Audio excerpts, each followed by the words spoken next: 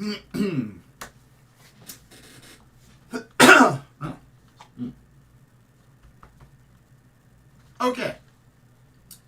Good evening to pro wrestling fans of all shapes and sizes from all around the world.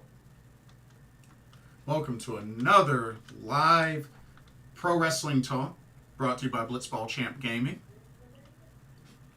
My name is Jason Ingram, the Blitzball Champ. It is Wednesday night, July 17th of 2024.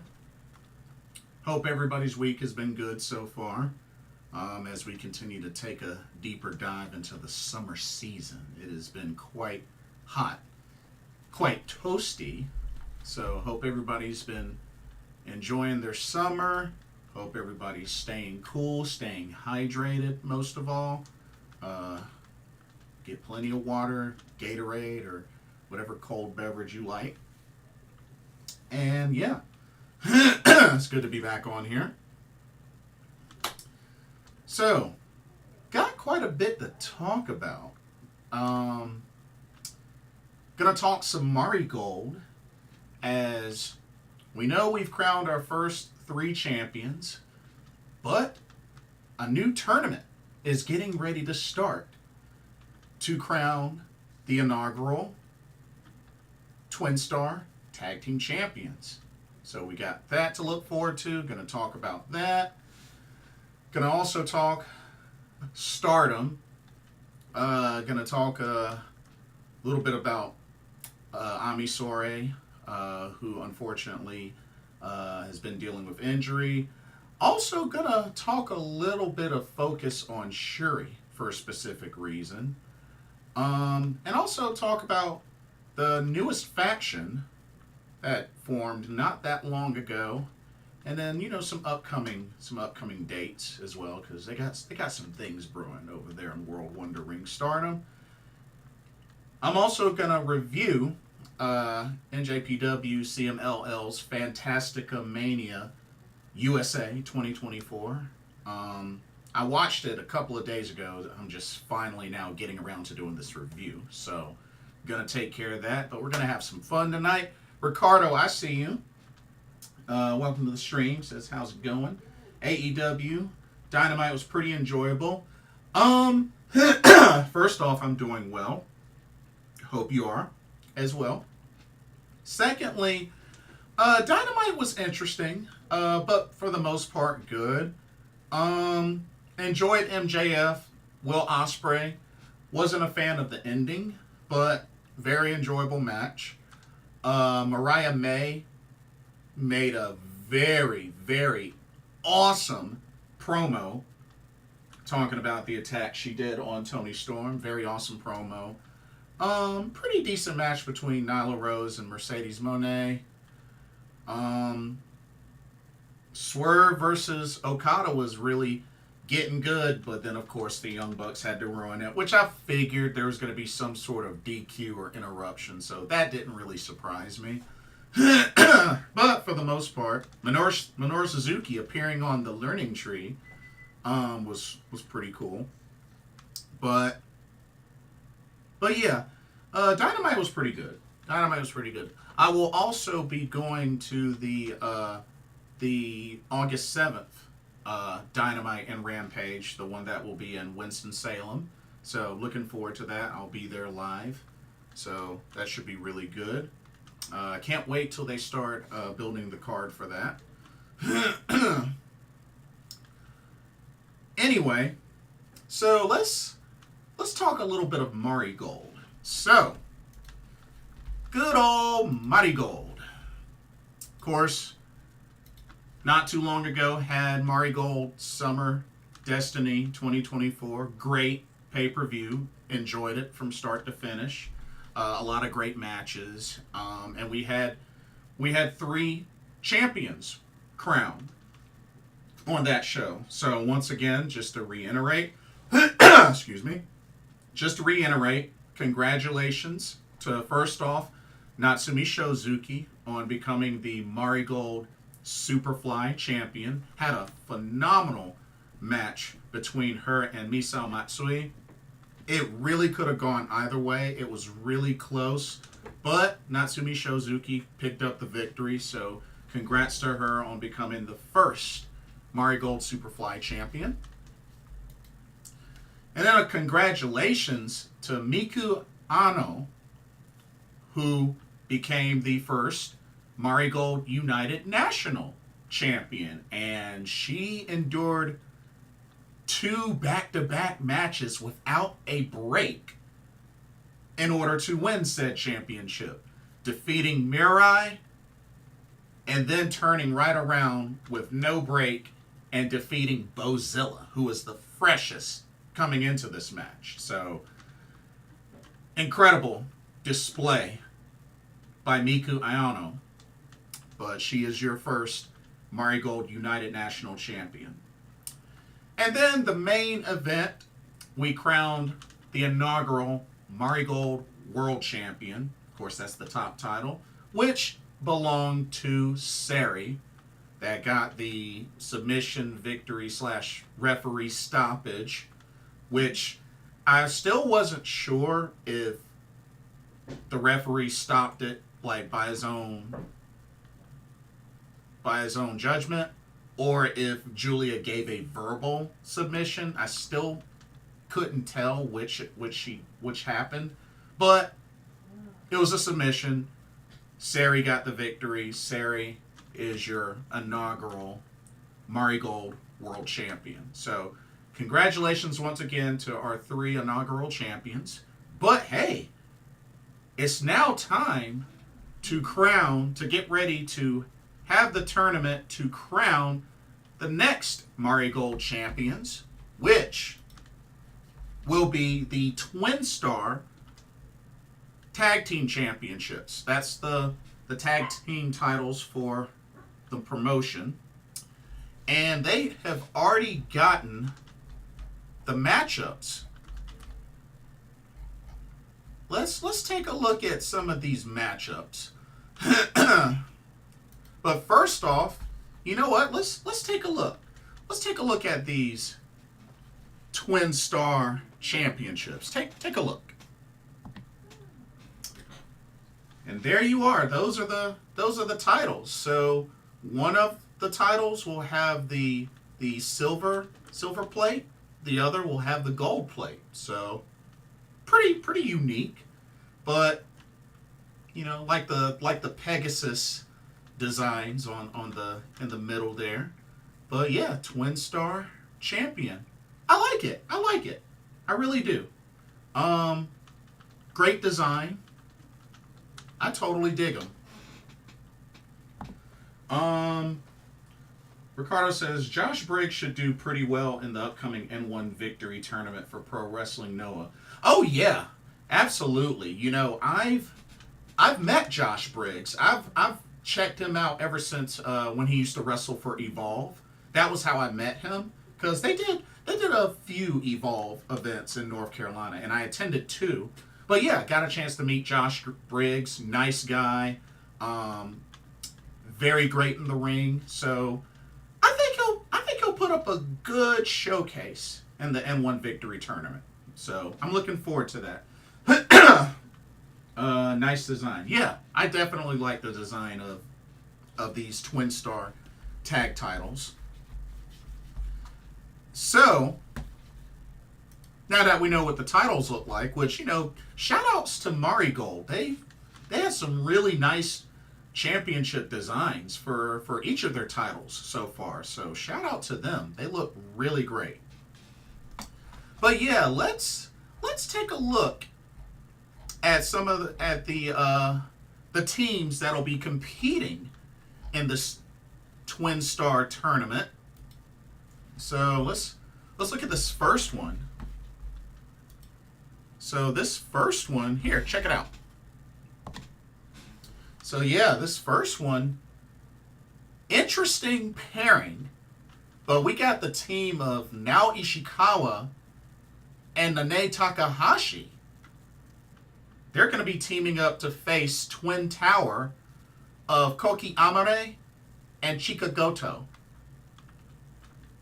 And to be honest with you, I really feel like Twin Tower has the advantage in this tournament.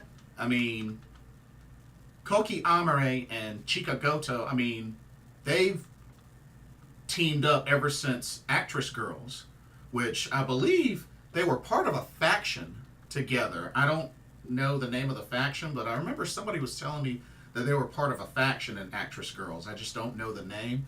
But yeah, Chika Goto and Koki Amare, they've known each other for a long time. They've teamed up for quite a long time. So honestly, I feel like they have quite the advantage in this tournament.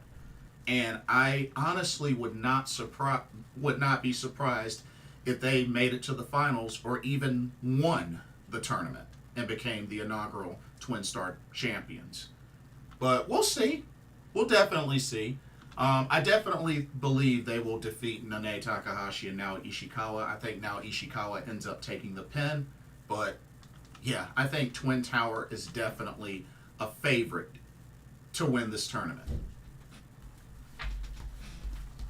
So that's a first round matchup. That'll be this Saturday, July 20th. So they got some first round matchups on July 20th and Sunday, July 21st. Okay, let's see. Now this next one's kind of interesting. So check this one out.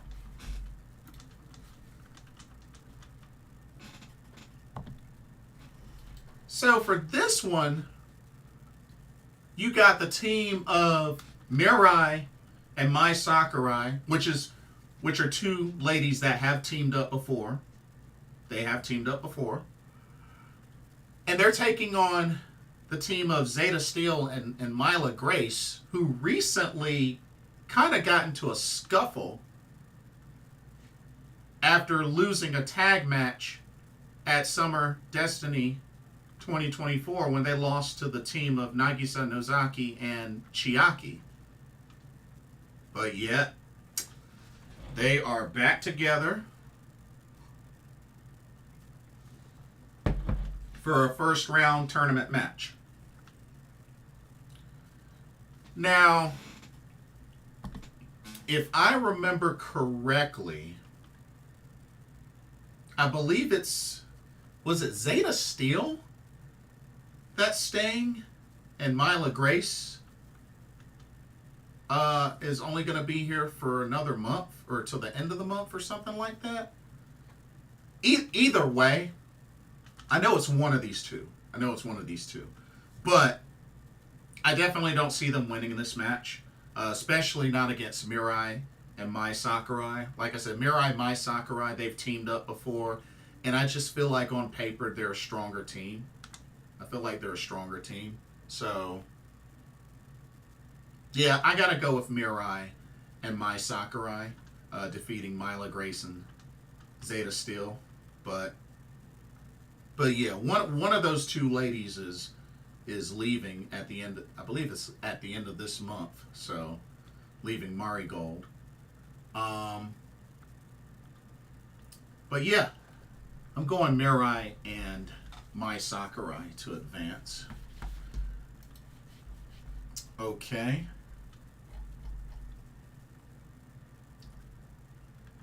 Let's see. So those are two first round matchups on July 20th.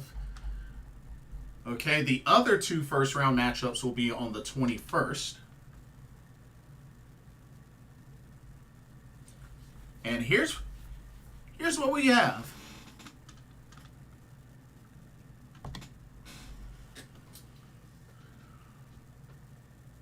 Oh, Ricardo says, I would think it's Myla Grace staying since Zeta Steel is with MLW. Okay, so Zeta Steel would be leaving. Okay, gotcha. Thank you for clarifying. Gotcha. Okay, another Twin Star Tournament match, round one. We got the rookie team who just wrestled each other in the pre-show of Marigold Summer Destiny 2024. Ria Seto will team with Komomo Minami and they're going to take on the team of Chiaki and Nagisa Nozaki. Of course, Nagisa Nozaki, Chiaki won their match against Zeta Steel and Myla Grace at Summer Destiny 2024. Whew. Yeah, to be honest with you, I mean, who knows? Maybe Ryo Seto and Komomo Minami, maybe they can gel as a tag team. I don't know. Maybe, but we'll have to see. We'll have to see. This is probably, I think this is their first time teaming. I don't know for sure, but who knows? Maybe they'll gel together. But to be honest with you, I gotta go with Chiaki and Nagisa Nozaki. I think they're a stronger team in this match, so I gotta go with that one. I gotta go with that match. And then the last first round match, and oh my goodness, is this gonna be a really, really interesting one. Out of all four matches, this is probably the most interesting one. Check this one out. Whew. So, Twin Star Tournament Round 1 match. We got the team of newly crowned Marigold Superfly Champion Natsumi Shozuki and newly crowned Marigold United National Champion Miku Ayano. And they're teaming up to take on the rookie team of Victoria Yuzuki and newly acquired Kizuna Tanaka, who put on a great match against Twin Tower at Summer Destiny 2024, but it unfortunately ended in a time limit draw. Whew.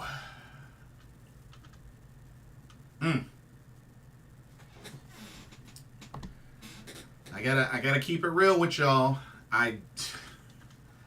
While I was very impressed with the chemistry, that Kizuna Tanaka and Victoria Yuzuki had teaming up, which honestly, I think with what they were able to do, I think that pretty much sealed them as a tag team going forward. Hopefully they come up with a cool name, but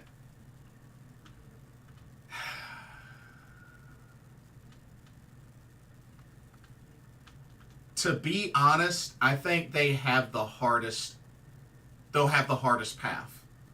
I mean, for this being their first round matchup against two champions teaming up,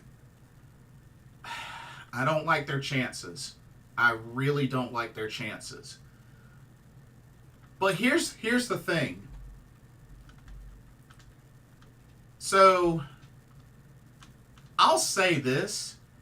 If some way, somehow, that Victoria Yuzuki and Kizuna Tanaka can pull off what perhaps may be the upset of the year for Marigold's debut year, this could pretty much be the upset of the year,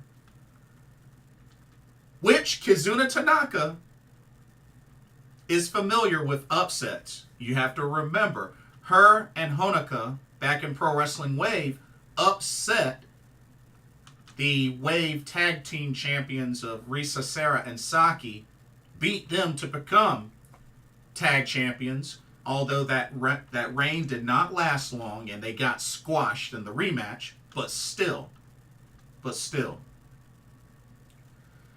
My thing is this. If some way, somehow, Kizuna Tanaka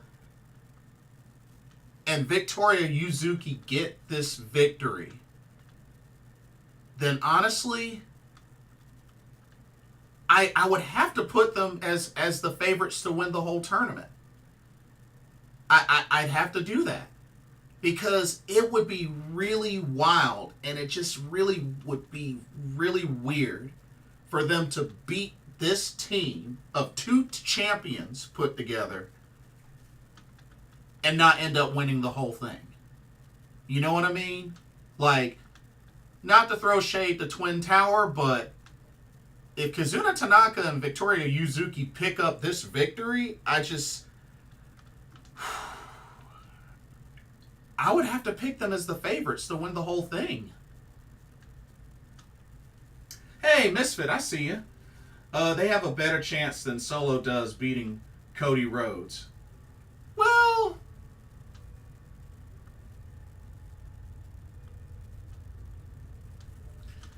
I don't know, man. And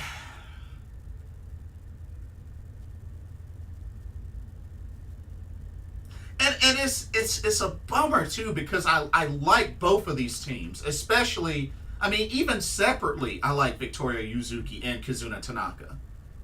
You know, I've definitely been sold on Kazuna Tanaka like a good while back, especially when they had her not only competing on Wave, but also on Seriesm and on Stardom, and yeah, I believe she also even competed on Sendai Girls. I mean, she's gotten her feet wet.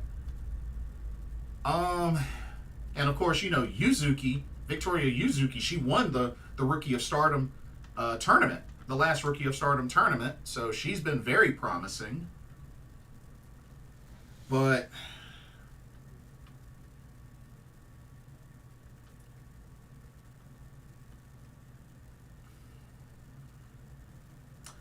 I'll be rooting hard for Kazuna Tanaka and Victoria Yuzuki, but I do not like their chances. I don't like their chances. I mean, going against two champions with Natsumi Shozuki being crowned the Superfly champion, and then Miku Ano winning two back-to-back matches without a break to become United National Champion, it's hard to bet against them. It's hard to bet against them. Even with them teaming up, it's hard to bet against them. But we'll see. We'll see what happens. Like, it's very intriguing the way they set up the brackets for this, or, you know, the matchups.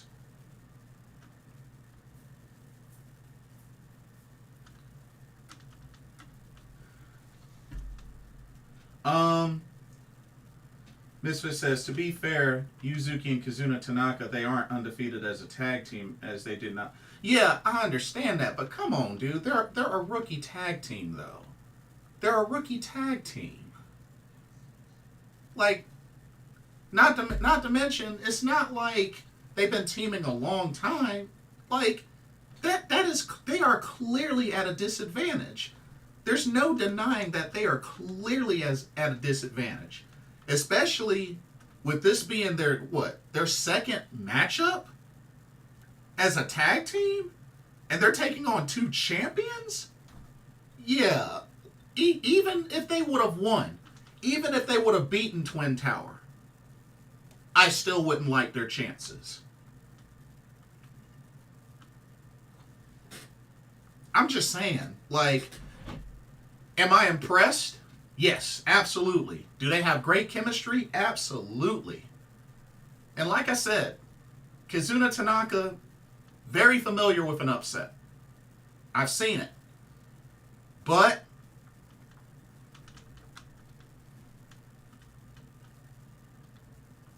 and the rematch got squashed. So, yeah. I'm hopeful, but I don't like their chances.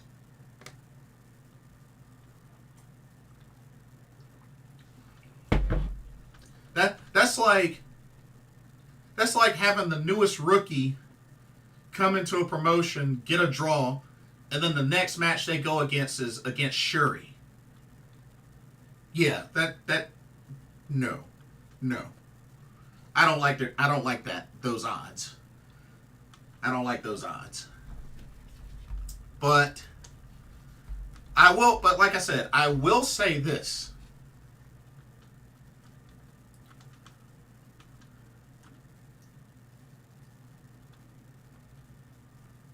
Sho Yuzuki and Aono. I understand they're not a tag team, but you got two champions paired together, bro. You can't ignore that. You can't ignore that detail. That's a pretty big detail. That's a pretty big detail. There is two champions teamed up. Especially two newly crowned champions. So therefore their star power is pretty high.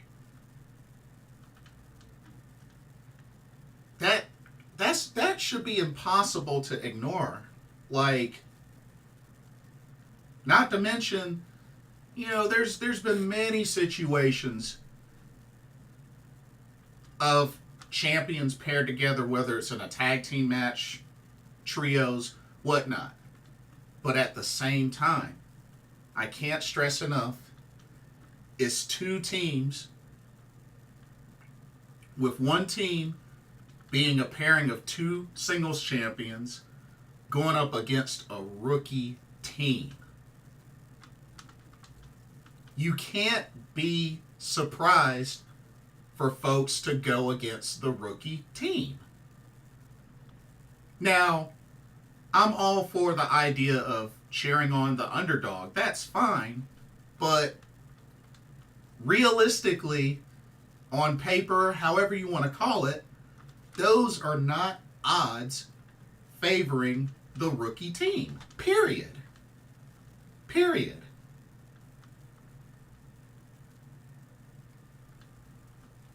Shoot. It could be Gunter. It could be Gunter and Damian Priest teaming up.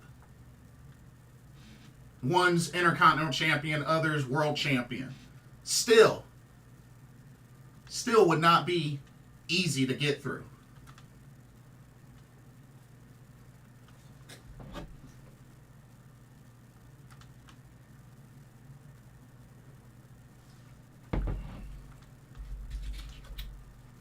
But this is also Rossi Ogawa we're talking about here.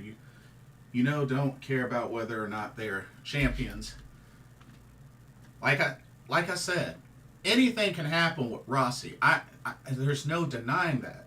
My point is, if you get a whole host of people that's picking the champion team over the rookie team, that shouldn't be a shocker. It really shouldn't be a shocker. Like, this should not be shocking that I'm making this point. It's a rookie team going up against two people that are champions that aren't rookies. You know? Especially with one of them just recently winning 2 back-to-back matches without a break, with one of the matches being pretty freaking long. But I digress. Like I said, I will say that if some way, somehow, Victoria Yuzuki and Kizuna Tanaka defeat Natsumi Shozuki and Miku Aono, then I would love for them to go on and win the whole thing. I think they deserve to go on and win the whole thing. But we shall see. I'm still picking Twin Tower as the favorite to win this tournament. But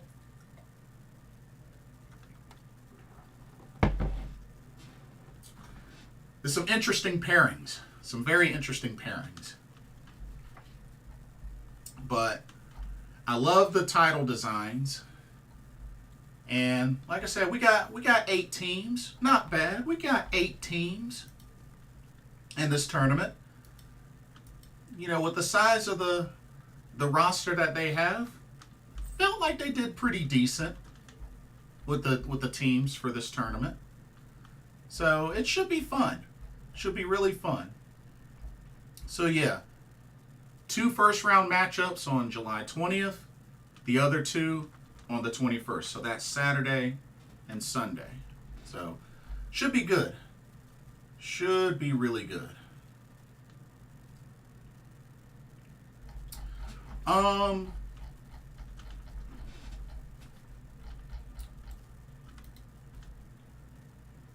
And also,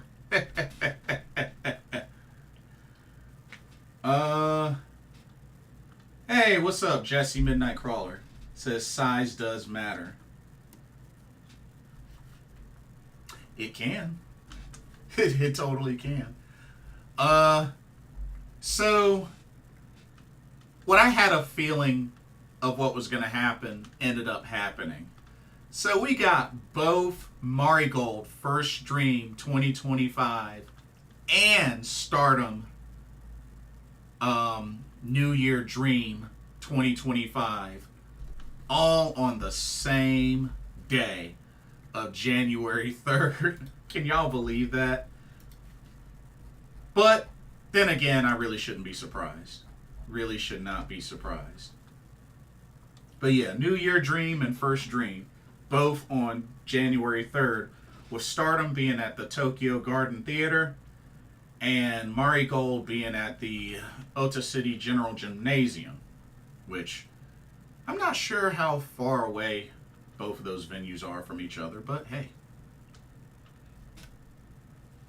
You know, if I do end up going, making that trip to Japan and everything works out, I'd probably end up picking the Marigold show, only because, you know, I have been to a Stardom show, you know, when they came to Philly, so I've officially been to a Stardom show, so I figured, why not take a chance on Marigold? You know what I mean?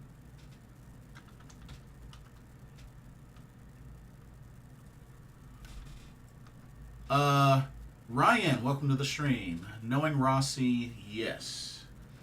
Misfit says, something tells me Rossi, the classic TLD. Oh, time limit draw. Oh, no. We had enough time limit draws in this United National tournament. I better not see a time limit draw in this tournament. Oh, heck no. Heck no. I better not see another time limit draw for a while. I'm telling you. Oh, man. But, and I'm pretty sure both shows are going to be at similar times. So, for all those that are going to be there on January 3rd, looks like you got to pick one or the other. But if it was up to me, I'd go with Marigold. Mainly because it would be my first time checking out Marigold. Anyway, so good luck to all the teams in this tournament. Should be a great tournament. Okay. Also, I just thought about it. I just thought about something. Before I get into Stardom, so I know I did a preview of TJPW Summer Sun Princess 24 that is also gonna be this weekend. Misfit says Rossi would do it to protect the champions or do elimination over the top rope. You know what? They haven't really gone into the rules for this Twin Star tournament. So, I mean, elimination over the top rope. I mean, I guess that could happen. Yeah, I guess that could happen. I didn't even think about that. Fair enough. So I wanted to make a note that there's a card change. There's a card change for this upcoming Saturday. So, unfortunately, due to Nao Kakuta, I believe she's dealing with a back injury currently. I don't know all the details, but unfortunately, she's been pulled from Summer Sun Princess 24. So, the updated card. So, Kakeru Sekaguchi will be replacing her and will be taking on Yuki Kamifuku one-on-one. So, out with Nao Kakuta and with Kakeru Sekaguchi. And then, Trios match has changed as well. So, instead of Mahiro Kiryu, she's been replaced with, never heard of this one, Moeka Haruhi. Never heard of her before, so I will be very interested in checking this match out. But she will join Kaya Toribami and Yuna Manase, and they will take on the trio of Raku, Yuki Aino, and Pam Harajuku. So those are the two changes to the Summer Sun Princess 24 card. So not only that, it has also been announced that now Kakuta's retirement date will actually be on July 25th. So I don't know if she's going to be able to do one more match, whether it's on that date or, before that date. But here's hoping she can at least have one more match to then call it a career. But it is a bummer. It sucks that, her title reign with the Princess Tag titles as part of Free Wi-Fi with Hikari Noah ended abruptly. Tag titles never lost.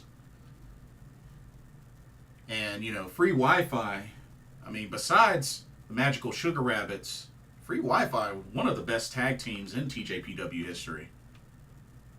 So,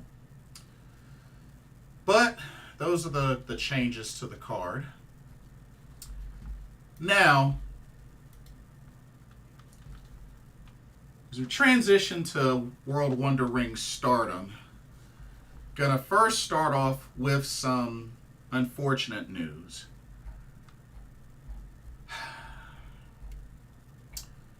Due to a torn ACL and adding on torn meniscus as well, with the ACL part being something that she has dealt with for the last 2 years and probably longer,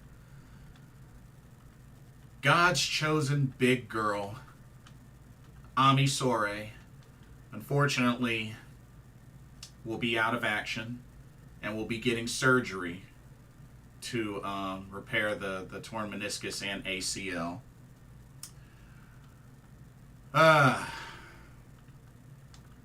First off, I say, Ami Sohrei, I love you. You are a gladiator. You are a warrior. I'm a big fan of yours, and I think you've been doing a phenomenal job. I know I didn't really get to see much of your work in Actress Girls because, like I said, I'm still very new to Actress Girls, but I've really been a fan pretty much ever since she crossed over to Stardom. But girl, you is crazy to go through and do all this with that lingering pain. I don't know how in the world. But my respect for Ami Sohrei has quadrupled since she went into detail with that interview and also at the press conference. Misfit says Julia did retweet the comments made by Roxanne. Oh, not surprised. I figured she was going to have some sort of feedback or clapback to some degree. So, but yeah, Ami Sohrei, I don't know how in the world you were able to continue, because y'all got to think about, look at all that Ami Sohrei has done in those 2 years. Future of Stardom champion, Goddess of Stardom champion, Artist of Stardom champion, Cinderella Tournament finalist, qualified for a 5-star Grand Prix going undefeated in the qualifier matches, won the second Triangle Derby,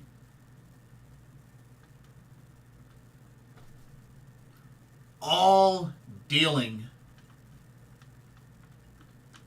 with a torn ACL. I don't know how the heck you can do that. And don't get me wrong, I understand she's not a high flyer. I mean, she's a power fighter. I get it. But still, that is crazy that she was able to do that. But speedy recovery for Ami Sohrei. Really, really bummed that she'll have to miss the 5-star Grand Prix. But it's a good thing that she's now going through and getting the surgery to take care of this. And hopefully speedy recovery. She'll be back to 100%. It's going to take some time. I mean, a torn ACL and a meniscus is going to take time. But hopefully she'll be back. She'll be back to 100%. And she'll be able to continue where she left off. Because she is actually one of my faves on my wish list for her to win not only a 5-star Grand Prix in the future, but also win the World of Stardom Championship. Misfit said Ami did the 22 and 23 5-star. I believe it was the 22 5-star where she had to go through the qualifiers to get into the tournament. But yeah, I mean, she went undefeated in those qualifiers to get into the tournament. But yeah, she is on my wish list to hopefully win a future 5-star Grand Prix and the World of Stardom Championship. She's only 27 years old, so got a lot of years ahead of her.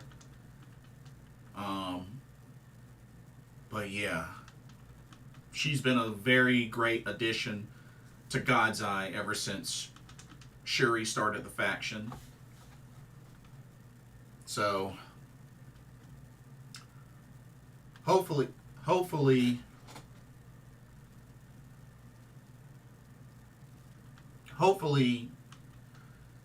she'll come back and really continue where she left off, going strong.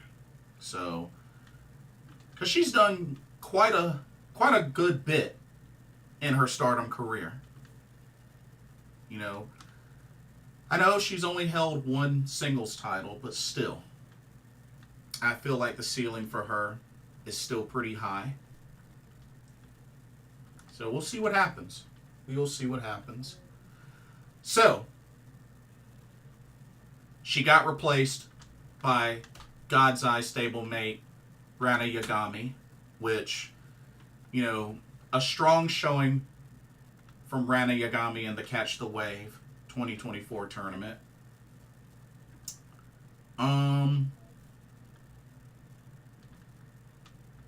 So she will be... Let me actually pull out the spreadsheet just so that I... Let's see. Yeah, I know she was in last year's tournament. I'm not discrediting that.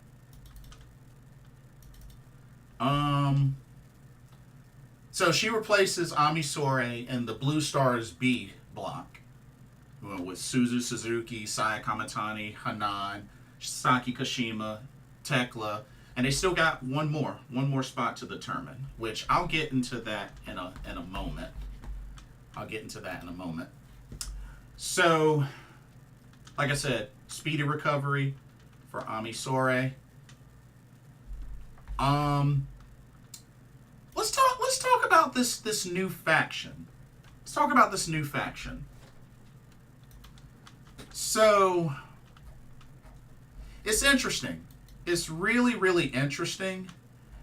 And it sounds like, from a recent interview that Starlight Kid had with, I believe it was Tokyo Sports, that she will continue to rock the mask. She'll continue to rock the mask.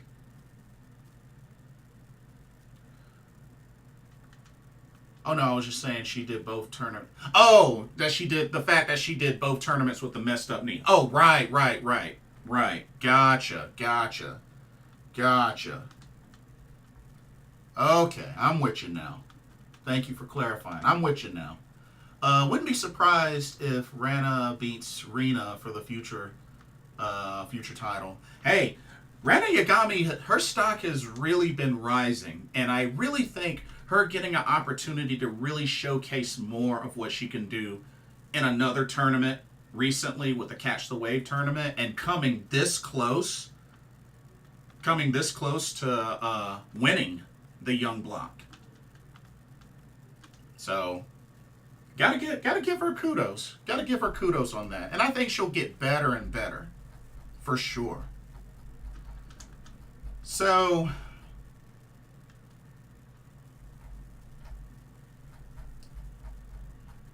let me see if I can find,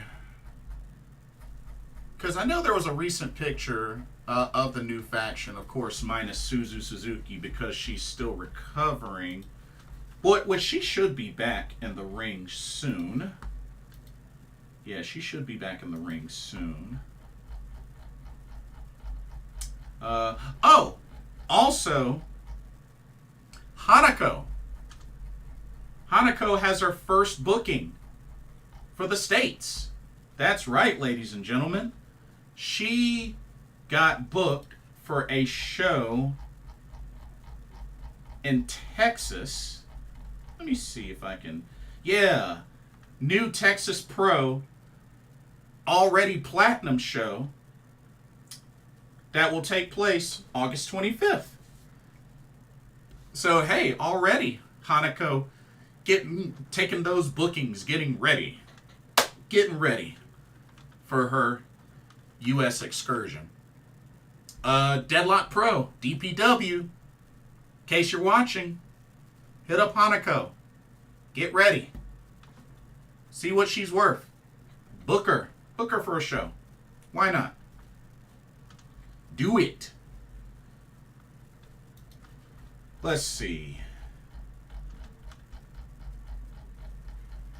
Dang, I haven't been able to find one, or at least not a recent one. Bump it. I'll just use this. I'll just use this current picture because it's the only one I can come across. So check this out. And like I said, I know not everybody is pictured. Misfit says, I feel like there is a reason Rina is getting New Blood title match the day before. I believe Suzu returns this weekend, either this weekend or next. But she'll definitely be back in the ring soon. Because, of course, you know, she's in the 5-star, so she's got to get ready for that. So check this out. So, only 4 of the members are pictured here. So we got a new faction made up of, from left to right, Starlight Kid, Miyu Amasaki, a.k.a. Kevin, Azumi, and Mei Sarah. And Suzu Suzuki, who's not pictured, but Suzu Suzuki as well. And word is, according to what, you know, Starlight Kid was saying in that recent interview, it sounds like she's the leader of this new faction that still has yet to have a name. Now, what's really interesting to me about this faction, excuse me, it's a pretty high-speed, heavy faction, especially with the likes of Azumi, Starlight Kid, and Mei Sarah, all 3 who have held the high-speed championship and can wrestle the style. And even Suzu Suzuki, she can wrestle the style as well. Of course, you know, she has the hardcore background. Misfit, did you send me what I think you sent me? Yes, thank you. That's a much better picture. Okay, let's use this one. Thank you, Misfit. Thank you.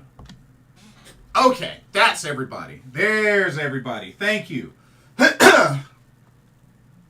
Thank you.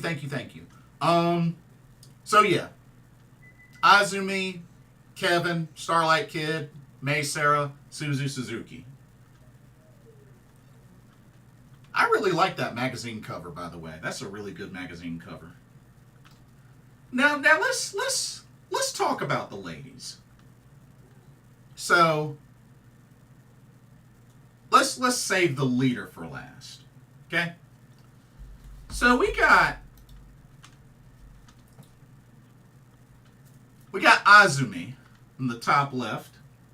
Azumi, which I think is safe to say may be currently the greatest high-speed wrestler in Stardom.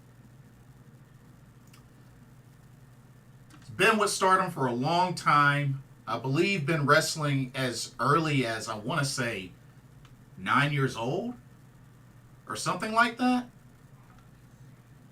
But Azumi, don't let the age fool you. She's a veteran. She's a legit veteran. And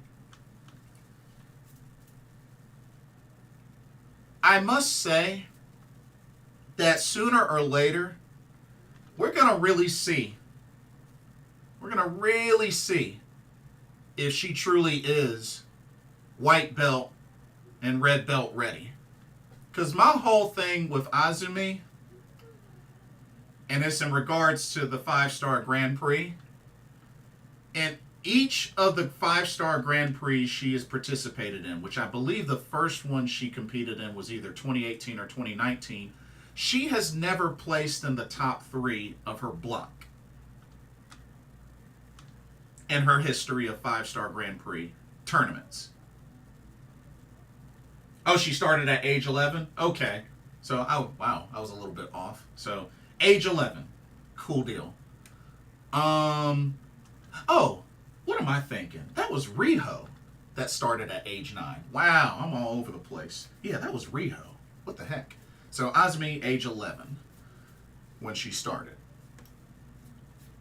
But yeah, with her in the 5-star Grand Prix, she's never finished in the top 3 of her block. So, that plus the fact that she is in the most stacked block of the tournament with Red Stars B, with her being in the same block as heavy hitters Momo Watanabe, Tam Nakano, and the icon herself, Mayu Iwatani. So,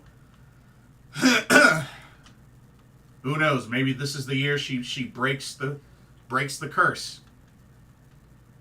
But we shall see. Miyu Amasaki, which I believe is the least experienced of this group.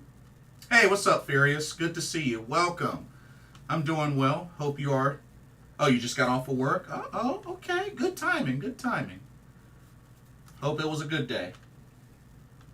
So Miyu Amasaki, like I said, she's on the up and coming. I definitely like her being paired with Azumi, as part of the Team O2 line.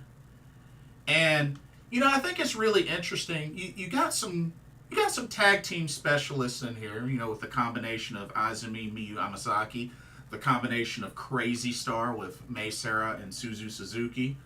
So, I think she can really work with any of these faction members and really contribute. Because I think any one of these faction members can take her under her wing. It's just the main one has been Azumi. But, she's gotten her feet wet, with the Cinderella tournament, Goddess of Stardom Tag League. She's definitely gotten her feet wet. She's had Future of Stardom championship opportunities. So she's gotten her feet wet. And I think, hopefully, where she's at now is a faction where she can really get showcased more and can grow. And I'm not saying that there wasn't a little bit of that when she was with Queen's Quest, but I think where she is now, I think this is a big opportunity for her to really grow even more. So that's what I'm hoping for with Miyu Yamasaki. Misfit says, I did not know Miyu's debut match was against Utami, who was also, which was also the day she joined Queen's Quest. That is correct. Indeed it is. Although the match that still also is very sweet to me, especially with how she cared for her afterwards, was when she wrestled Shuri, and after Shuri submitted her, she she held her close to in her arms and revived her that way. I thought that was pretty sweet of her. Furious says, have you ever thought about buying one of these weekly pro wrestling magazines just for the cover alone? I haven't, but are these available to purchase online? Like physically and digitally? I'm curious. And you know, if physically, would they even ship them here? I thought about it, but I just haven't. I see. Gotcha.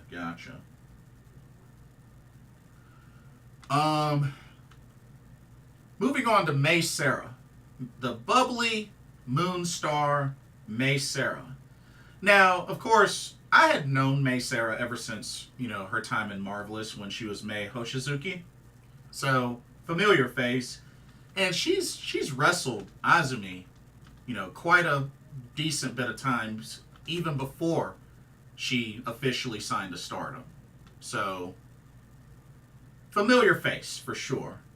But really, ever since May Sarah officially joined Stardom, she has really been an excellent addition to the high-speed division. And sure enough, did not take her that long to win the high-speed title. So, you know, once she became an official Stardom roster. Ryan said, I think Azumi too big. She needs her own faction. And the thing about that is, I was thinking they were probably going to go the EXV route and have like the multiple captains, like Starlight Kid and Azumi would be captains, but it looks like it's Starlight Kid taking the leadership. So yeah, but I definitely don't disagree with you, that's for sure. But and shout out to May Sarah and Azumi, who I've gotten a chance to meet when they came to Philadelphia.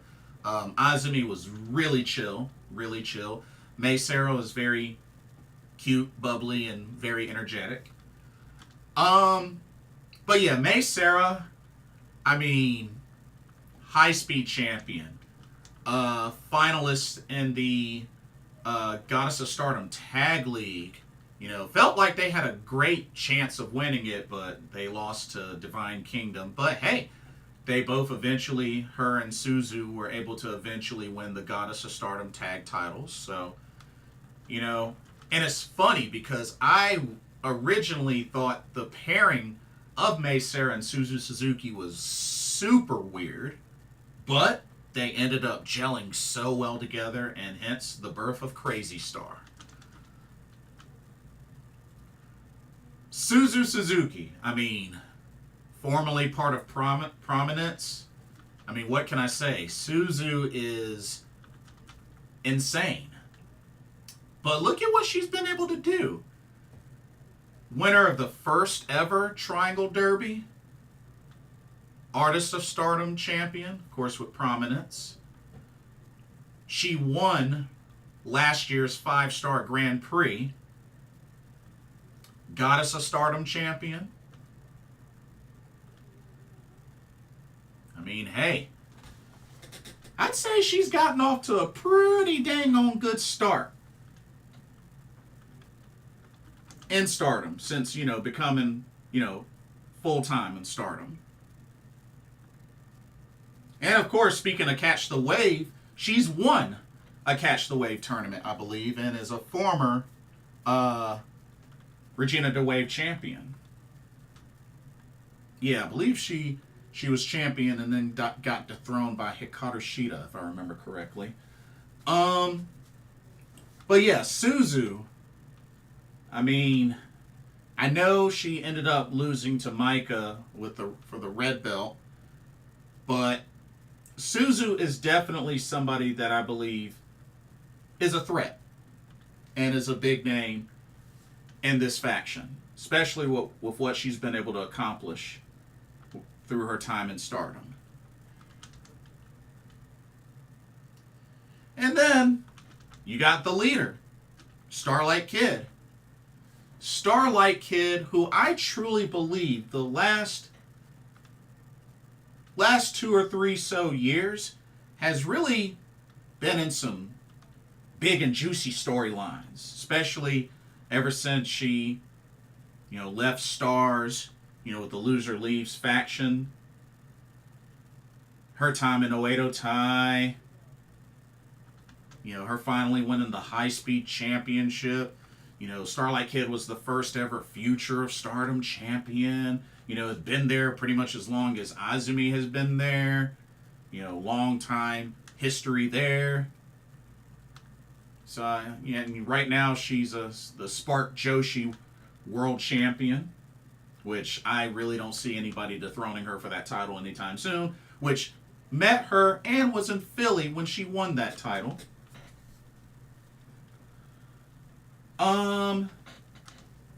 Furious says, you think there's any chance we'll see Suzu in a death match again? I don't think Stardom does those often. I think she'll be in a hardcore match, not a death match. I could see her in a hardcore match again, but not in a death match. Yeah, death match, nah. Hardcore, yeah.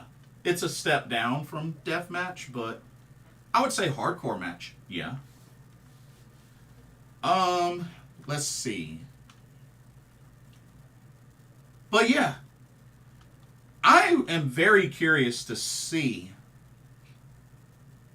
where this faction goes, what name this faction will have, but it seems high speed heavy. But I'm really curious to see what kind of paths come from this faction. Because, I mean, like I said, a lot of people would say, Azumi, Starlight Kid, Suzu Suzuki are probably the main 3 that are white belt and maybe even red belt ready. I mean, you got 2 already established tag teams in O2 Line and Crazy Star in this faction. You got 3 high-speed champions. You got 1 that's won a 5-star Grand Prix. So, I mean, there is a lot of potential with this faction. And I know it could be easy to say, well, they don't have a power fighter in their faction. Honestly, I think that's okay. I think that's okay. And not to mention, you got to think about the personalities.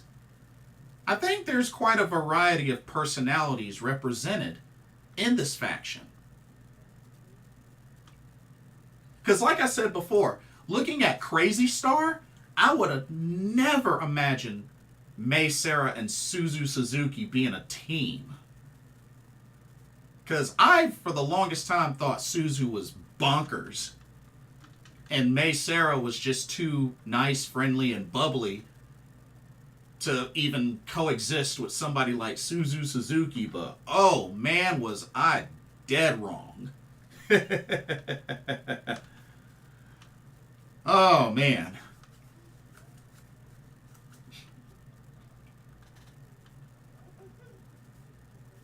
Let's see.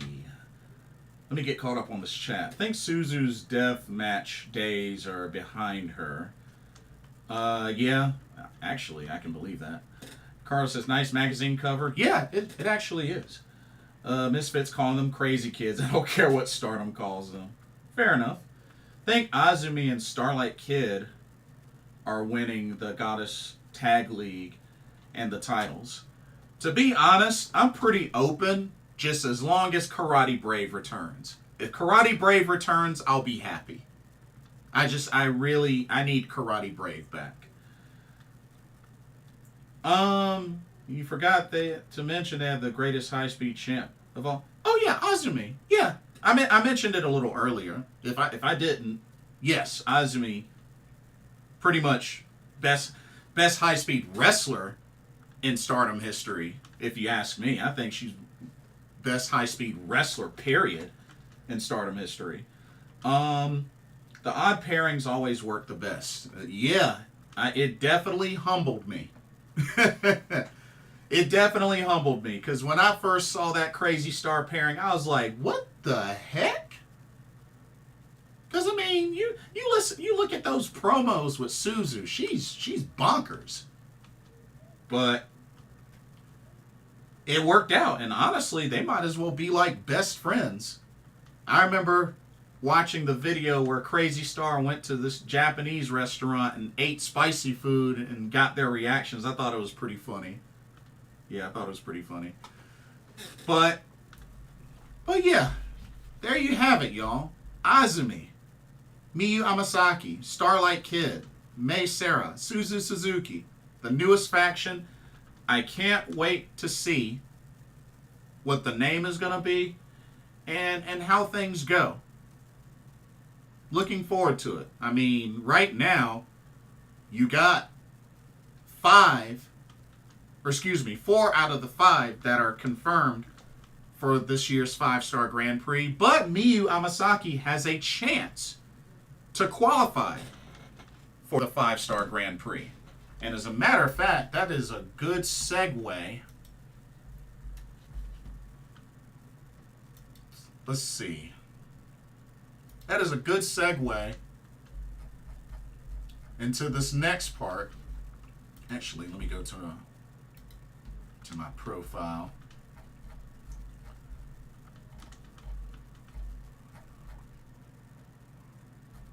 Hold up. Bear with me for one moment. Here we go. So,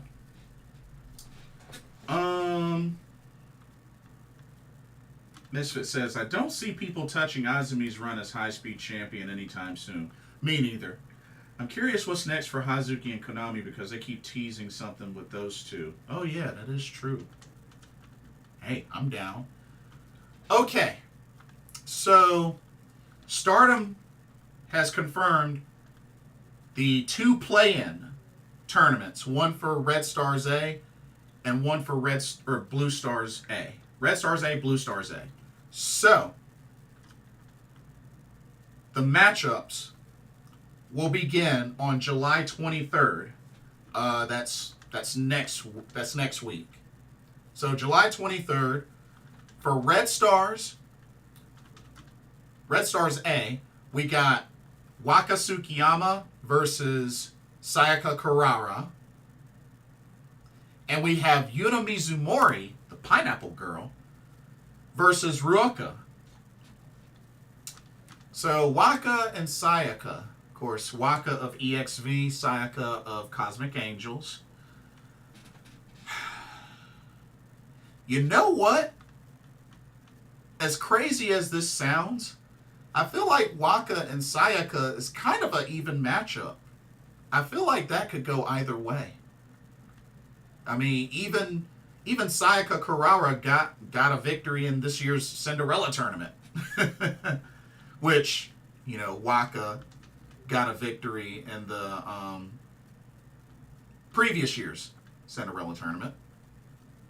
Which I thought was the big start to Waka Mania, but yeah.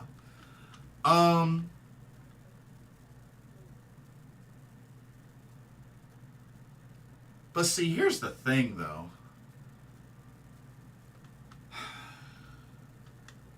And then Yuna Mizumori versus Ruaka.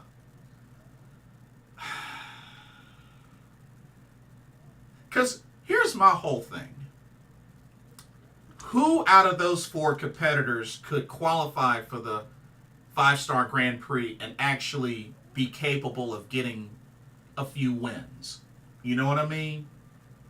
Because I would hate for them to go through all this and then they qualify and they can't get a single victory in the tournament. You know what I mean?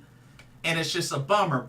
But at the same time, I understand that the 5-star Grand Prix is usually packed with your heavy hitters, with your main big stars, including some guests for that tournament.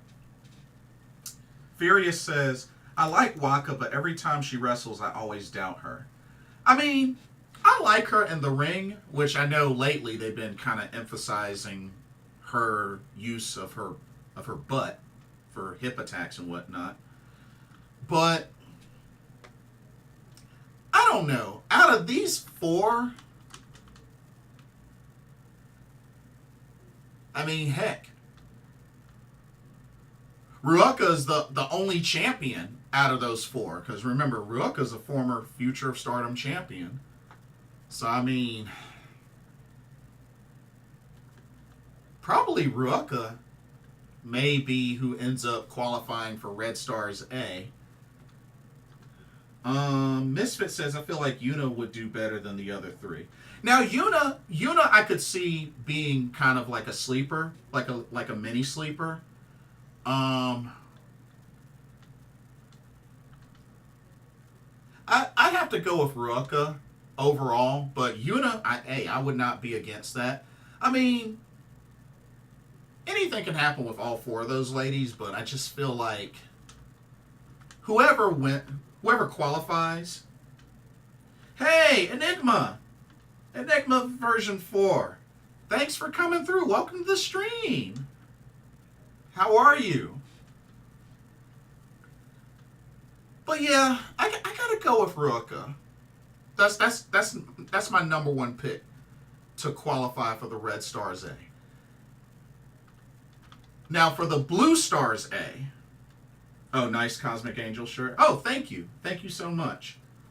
Yeah, when they had these material jerseys, I tried to get as many of them as I could. I got this one. I got Donna Del Mundo. I got Stars. I got the Queen's Quest baseball one. Couldn't get the one for Oedo Tai. I don't think they did one for Oedo Tai. Maybe they did. Maybe they didn't. I don't remember. But I tried to get as many of them as I could. Furious says Rika Tatsumi has the best hip attack, and that's the bottom line. Because Stone Cold said so. I mean, hey, the White Dragon has an awesome hip attack. Whether it's a running hip attack or a diving hip attack, you name it.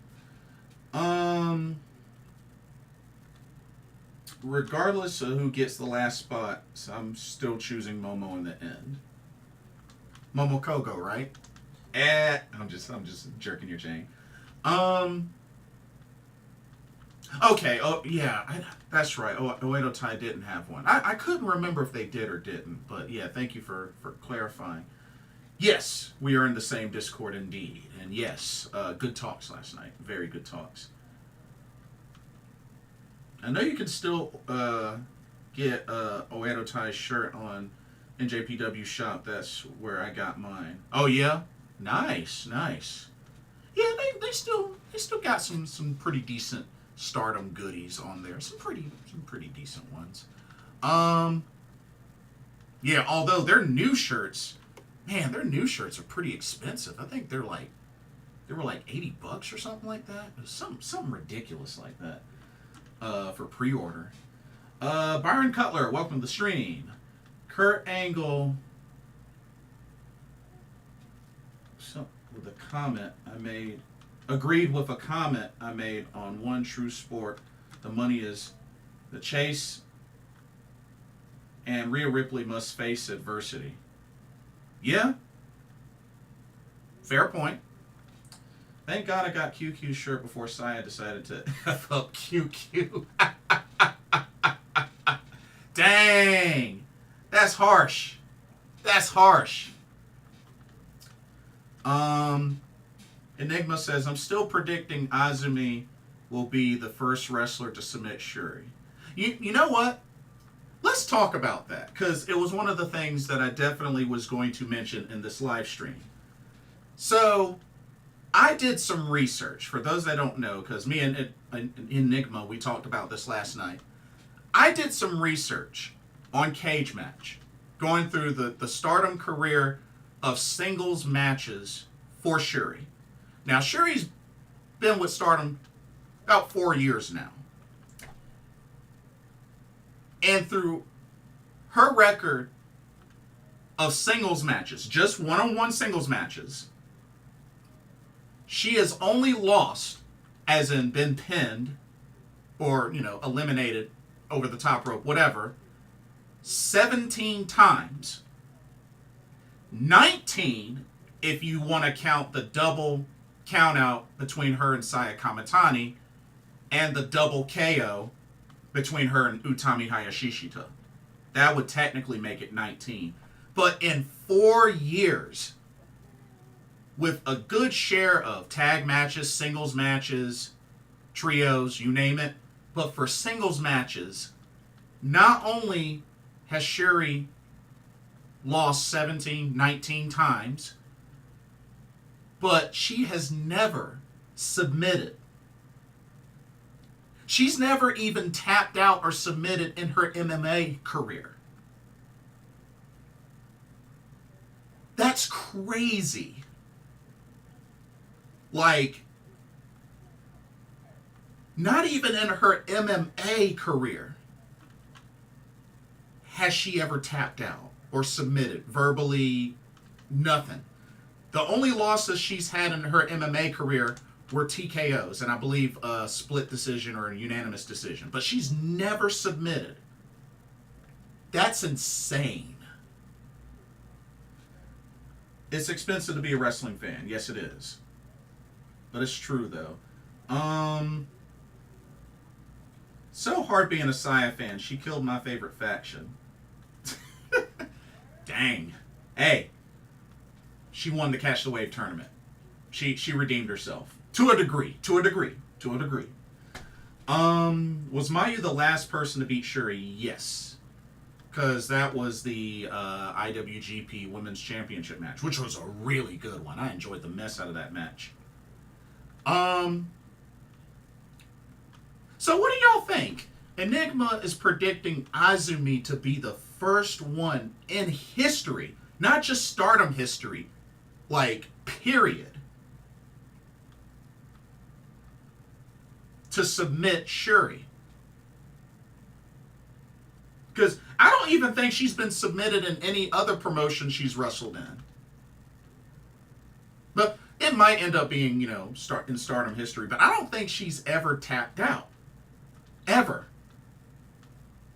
So,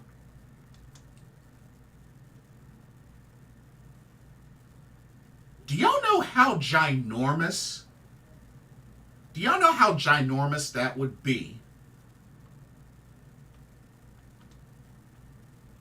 for whoever can make Shuri tap out?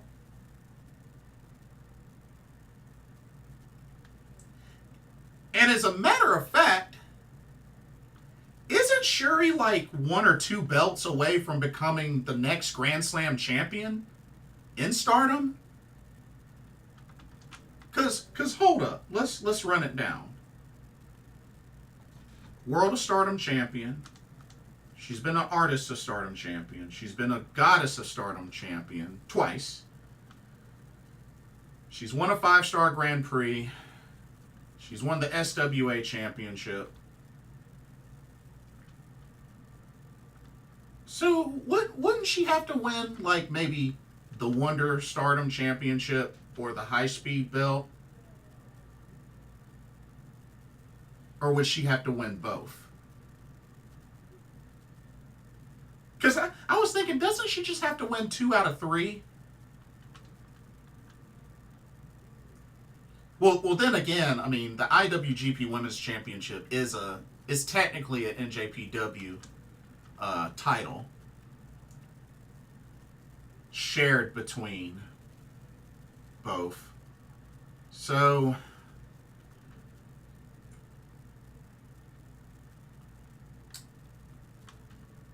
ooh. Oh, Casa the Cray Greek. Are you predicting? Are you saying you're predicting Azumi to win the 5-star Grand Prix? Was that your prediction, or Saya Kamitani? Enigma says Mayu versus Shuri is still my match of the year. It was a phenomenal one too. Is it crazy that Kurt Angle has never won a Royal Rumble? I think it is. I don't think it's too crazy. I mean, Royal Rumble is not easy to win. I mean, it's the Royal Rumble. It's not easy to win. Let's just say that. Oh, okay, for Saya to win the 5. Ooh. I mean, that would be a ginormous redemption for Saya. I mean, yeah, that would be huge for her. I know redemption arc, but still doesn't change she killed my favorite faction. Well, I mean, it's still technically active.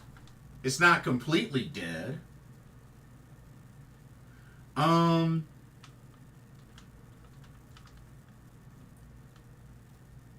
Let's see.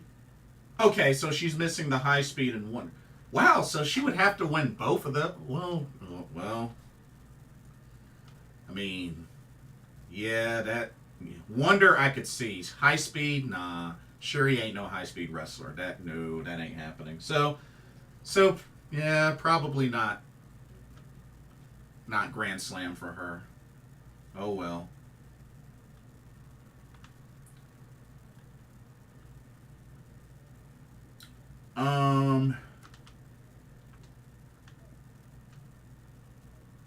Let's see. Yeah, she's got to win both. Dang.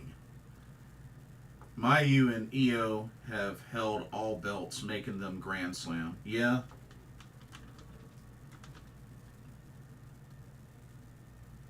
Because they've pretty much held every belt and have won every tournament. I think with the exception of... Wait. Did they ever win Future? They've never... Well, then again, I don't think they ever needed to compete for the Future Stardom Championship. But they may have. Like, you know...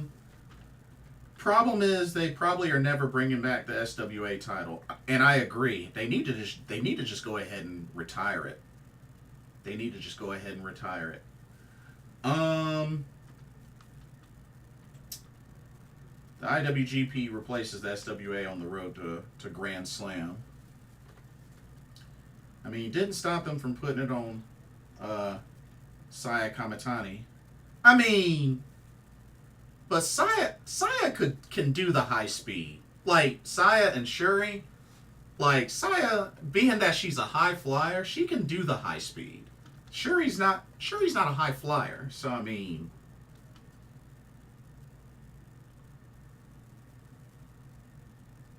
You know, for Saya, it kind of makes sense.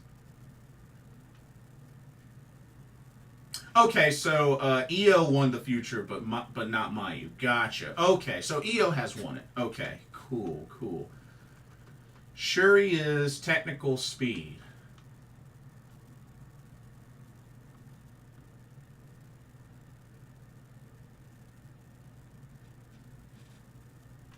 Never really thought about it that way, but I guess you could call it that. But then again, I mean, she can do a head scissors. She has done a Hurricane Rana before. So, I mean, it's rare for Shuri, but she She has done those moves before, but it's not something you see her do often.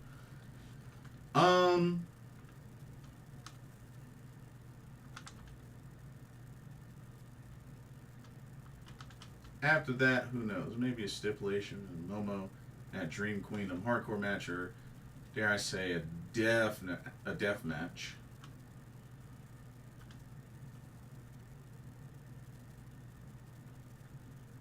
The future title debuted after Kairi and Io left. Oh, okay. Gotcha. Okay, fair enough. I know Io versus Utami was a big deal, but honestly, in my opinion, it felt underwhelming. Io beat the living-ish out of Utami.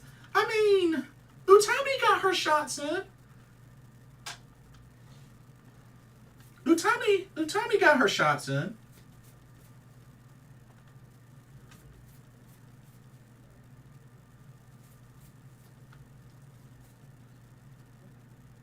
Yeah, Enigma. I saw your correction.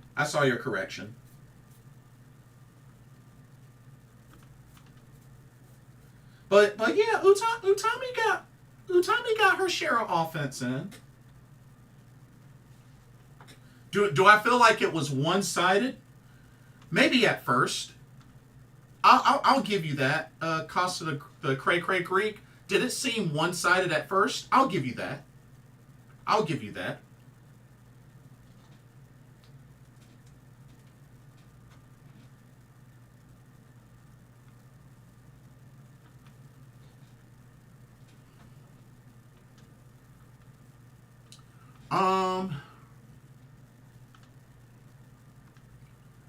Utami got outclassed.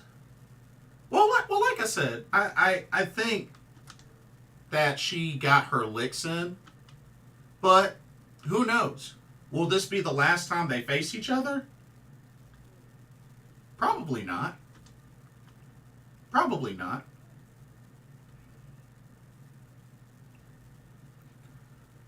At least I hope that's not the last time they face each other.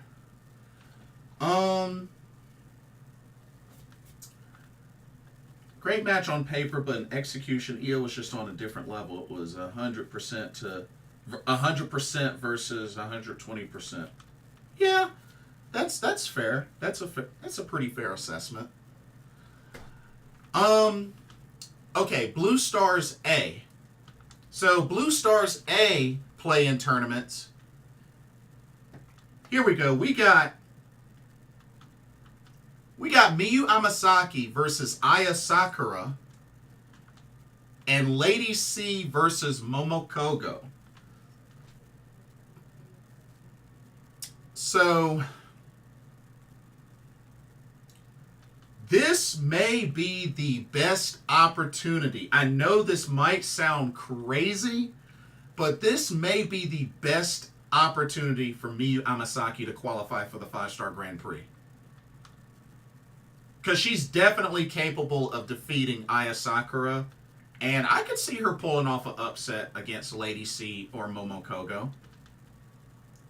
So what do y'all think? Blue Stars A. Who qualifies? Miyu Amasaki, Aya Sakura, Lady C, or Momokogo? What are y'all's thoughts on that? Sendai Girls hardcore match was really good. I wonder if Momo bled hard way on that one. Yeah, I noticed. I don't remember the exact spot, but yeah, the back of her head got busted open. I just don't remember the exact spot. Great learning experience and match for Utami, but it definitely reminded us that what kind of wrestler Utami is when you let her go wild. And then Io showed even more. Ooh, Misfits going Lady C. Okay. Could this be the big break for Lady C? Okay.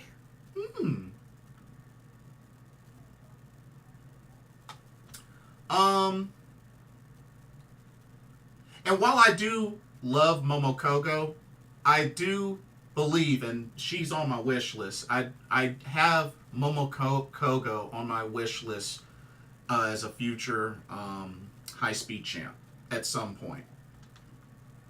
I think they could dial up a nice Cinderella story for Momo Kogo to finally win her first championship in her pro wrestling career.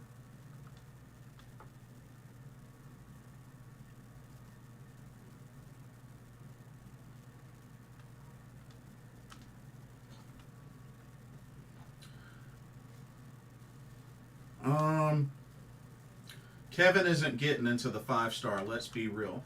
I don't think it's impossible. Especially with the other 3 in that qualifier. It's definitely not impossible for her. Especially, you know, that first matchup she's gone up against, Aya Sakura. She could definitely win that. As a matter of fact, let me see something. Let me see something. Speaking of which, Miyu has beaten Aya Sakura before.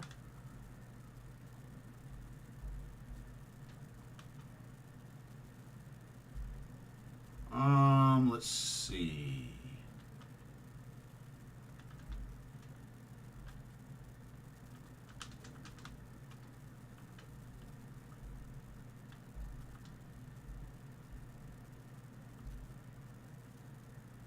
I mean, if anything,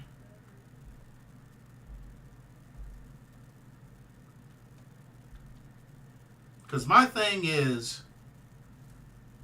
Lady C, like my Sakurai loses just as much as Lady C. And Lady C, you know, really hasn't taken off how I hope she would. If anything, I feel like the one that has, you know, probably a really good shot, to be honest, is kind of aiming towards Momo Kogo, to be honest with you.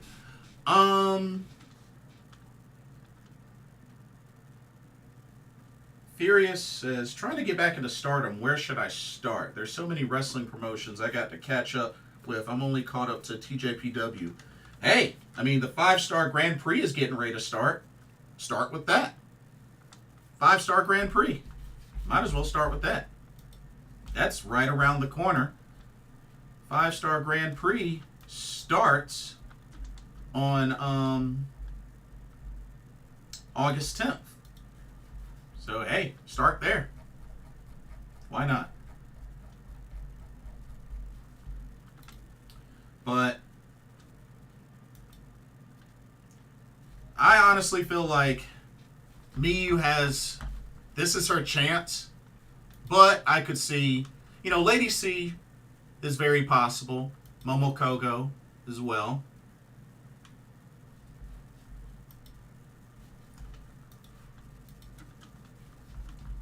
And then the finals will happen on the Rendezvous shows. Because we got Wonder Rendezvous and World Rendezvous.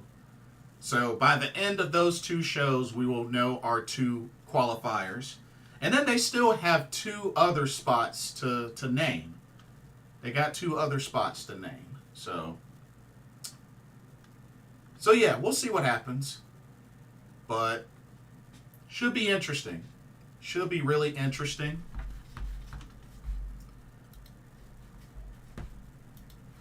And I know we got, we do have title matches to look forward to coming up soon. As a matter of fact, let me see. Yeah, we got some big title matches to look forward to. Rana Yagami gets her shot at the future Stardom Championship held by Rina. That should be really good. Like I said, Rana Yagami has really been building stock, especially since competing in the Catch the Wave tournament and coming very close to winning the Young Block. And then, of course, Natsupoi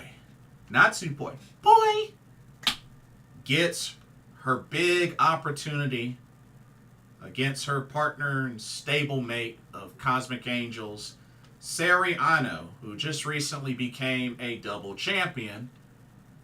But she will put up the Wonder of Stardom Championship at Stardom Sapporo Wonder Rendezvous. Big opportunity for Natsupoi. Can Natsupoi finally win that white belt? So far, the only singles title she's been able to win so far is the High Speed Championship. So, which, you know, you got to give her credit. She was able to defeat Azumi to win that title in the first place. But I don't know. Y'all think Natsupoi is ready for that white belt? Furious says, I just want Natsupoi to win everything. She's my favorite Stardom wrestler. She shares a birthday with Shoko Nakajima and my brother. Oh, does she? Nice, nice. Yeah, Shoko's really cool. She just recently won a qualifier match at DPW for a future shot at the Women's Championship. She beat Masha Slamovich. But yeah, y'all think Poi is white belt ready? Think she could defeat Sabre Ano, which Sabre Ano is one of 5 two-time Wonder of Stardom champions in Stardom history. But Natsupoi has a chance to make that reign really, really short. But we shall see. And then, let's see, you got a big opportunity for Mai Sarah. She has an opportunity to become a 2-time high-speed champion. She'll get a shot at Saya Kamitani for the high-speed title at World Rendezvous. And then Natsuko Tora gets a crack at the World of Stardom Championship, currently held by Maika. So, 2 big opportunities there.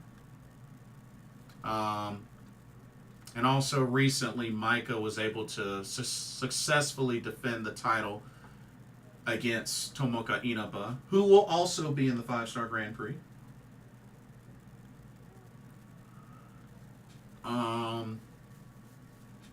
And also, shout out to my girl, Aoi, who was able to retain the JTO Girls Championship against Azusa Inaba.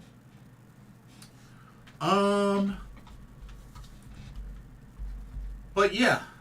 And they just also announced the next Stardom New Blood show. New Blood 14, Friday, September. Ooh, New Blood 14 is on Friday the 13th.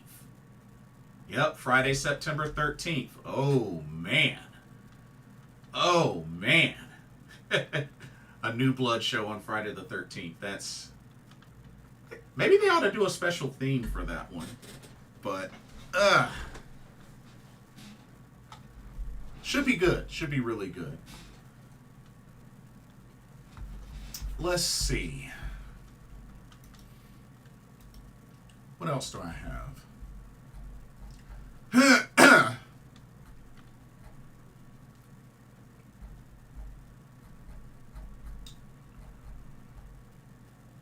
Furious says, I believe in her. Go Poi. Hey. Gotta believe.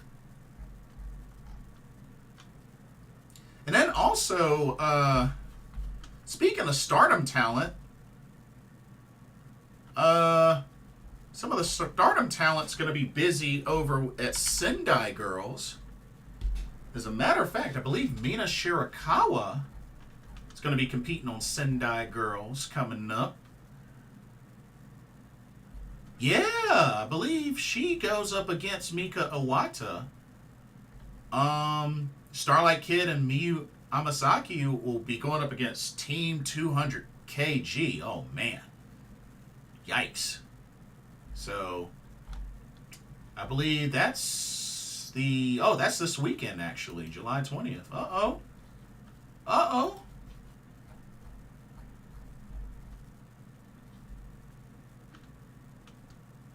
It looks like Mina and Mika Iwata. Looks like that's a non-title match. Or wait, what am I talking about? Mika's not champ anymore. Wow, I'm high. Let's see. It's like, duh, of course it's non-title. She doesn't have the titles anymore.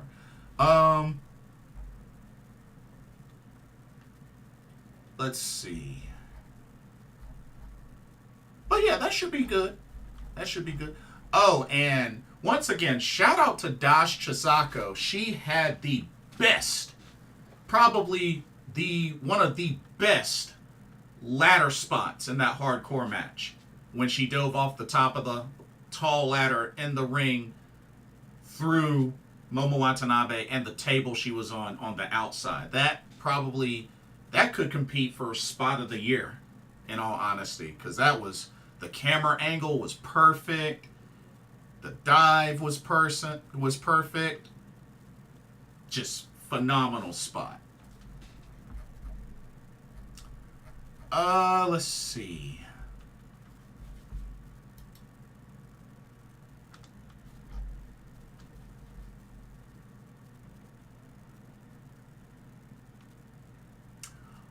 Oh, snap. So, looks like they just announced another... They announced another match. So, we got a trios match. Hold up. We got a trios match this weekend on the 21st. Shuri, Maika, and Konami will team up to take on Oedo Tai's Tekla, Natsuko Tora, and Momo Watanabe. Interesting. Cool. Since they left QQ, they've done more than they have with QQ outside of Azumi. Yeah, that makes sense. For sure.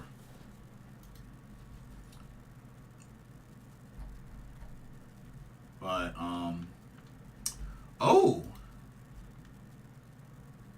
Oh, wow. They also announced a three-way trios match. You got Cosmic Angels, the new faction, and EXV represented. Okay, we got Cosmic Angels, Saori Ano, Tam Nakano, and Aya Sakura taking on EXV's Mina Shirakawa, Zena, and Waka Tsukiyama, taking on the new faction Starlight Kid, Azumi, and Miyu Amasaki. Wow, that's going to be chaotic. That's going to be very chaotic. Oh, man. Dang, just... You get a match, and you get a match, and you get a match. You're going to be in this match.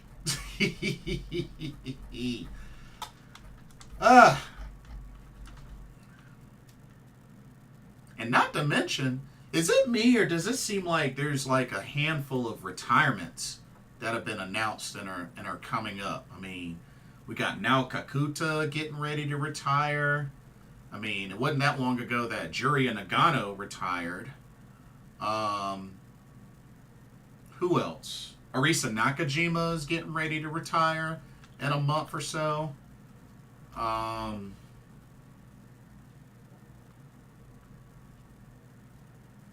Who else? I know there was more folks. I know there was more folks that announced that they were going to be retiring. I could have sworn there was more.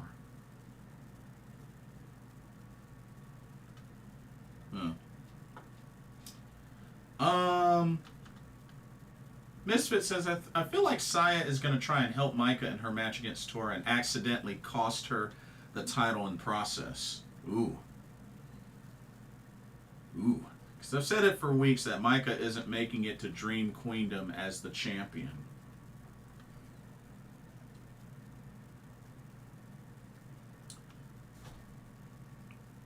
Hey, it's very possible. It's very possible.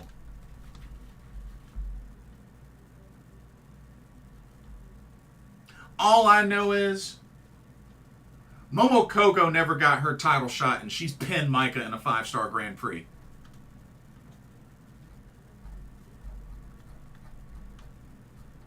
I'm just saying. I always bring that up. Okay. Ooh, Death Triangle is going to CMLL. Ooh. Nice. Very nice.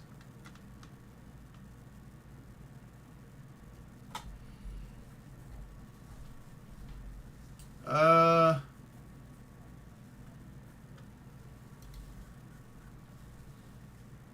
there's a trios match coming up in a couple of days on the 19th.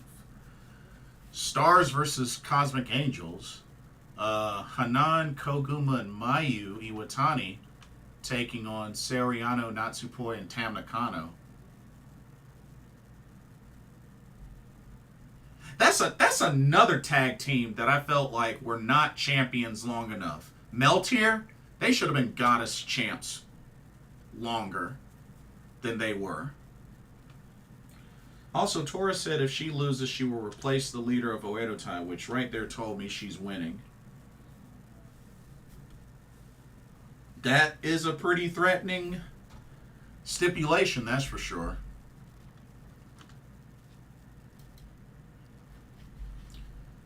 Now that I think of it, wouldn't that make it her first singles title in her Stardom career? I think that would make it her first singles title. Don't get me wrong, I still don't think she would be a good red belt champion, but hey, I've been wrong before.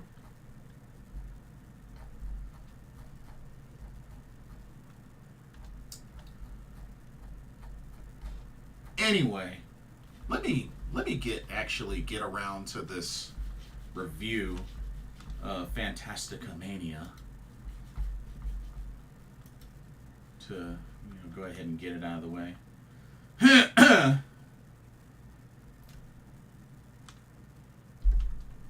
Because we know she ain't replacing herself as the leader, even though I really don't think she's a good leader, but that's just me.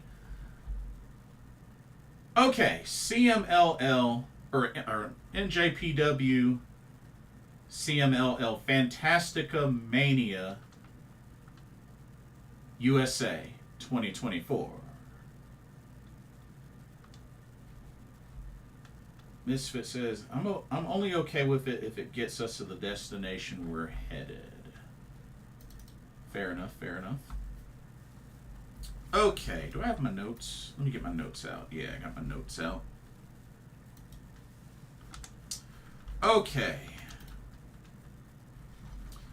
But yeah, CMLL or NJPW CMLL Fantastica Mania 2024 or Mania USA 2024 took place at, I believe it was Mount Pleasant High School in San Jose, California on July 13th. This past July 13th, which was last week.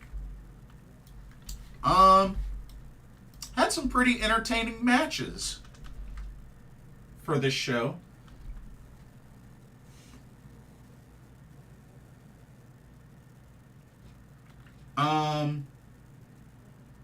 First singles, but not first overall title. Right.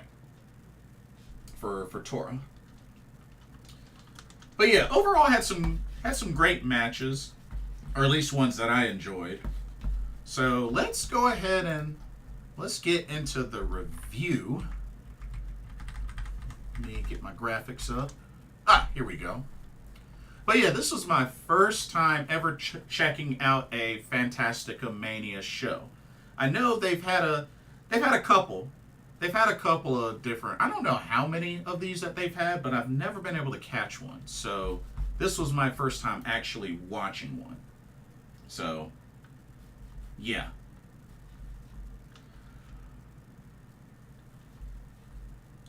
Okay, so let's get started. First match, So we had a fatal four-way match, which I come to find out that the winner of this match not only got a nice trophy, but would automatically get booked for the next Fantastica Mania. The matchup, you had Adrian Quest versus the DKC versus Viento versus Cucuy. Now, I was not familiar with Cucuy and Viento, but I got very familiar with them through this match, and I definitely enjoy what I saw out of both of them. Especially Cucuy. That's a big dude. Another big luchador doing high-flying stuff. That always impresses me. Adrian Quest, it's been a little while since I've seen him. Just been a little while. I enjoy the DKC. I remember the first time I saw the DKC, it was live through NJPW Strong High Alert when they came to Charlotte, North Carolina. I was at that show. Great show. Him and Kevin Knight teamed up back when they were still Young Lions. It was a great show. This was overall a really entertaining match, and it went a lot longer than I thought it was going to go, but this was a pretty enjoyable match. And the finish was actually pretty impressive, as the DKC hit a springboard leg lariat onto Adrian Quest and then pinned him for the 1-2-3. I was very impressed with that finish. And honestly, didn't expect the DKC to win, but the DKC got the victory, got the trophy, and he will be booked on the next Fantastica Mania show. So congratulations to the DKC. Very impressive victory. Very enjoyable match. What a way to open up Fantastica Mania USA 2024. All right. Let's go on to the next match, which already with this second match, we got a title on the line. So, first championship match of the card. Alrighty, we had the MLW World Tag Team Championships on the line. As the champions, Cozy Max, made up of Okumura and Satoshi Kojima, and they defended the titles against the team of Magnus and Rugido.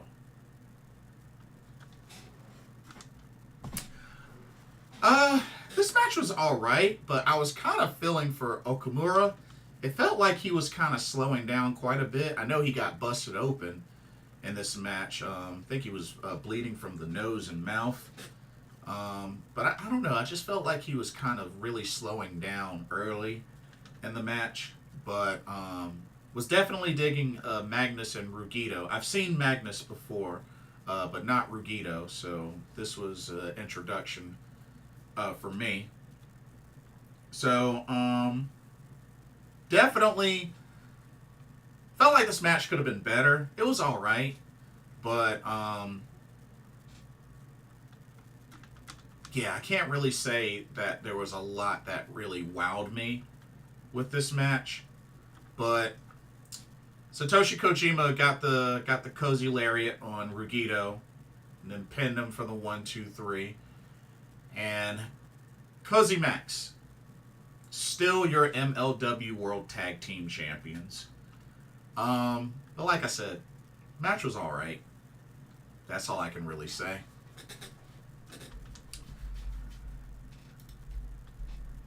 Alright.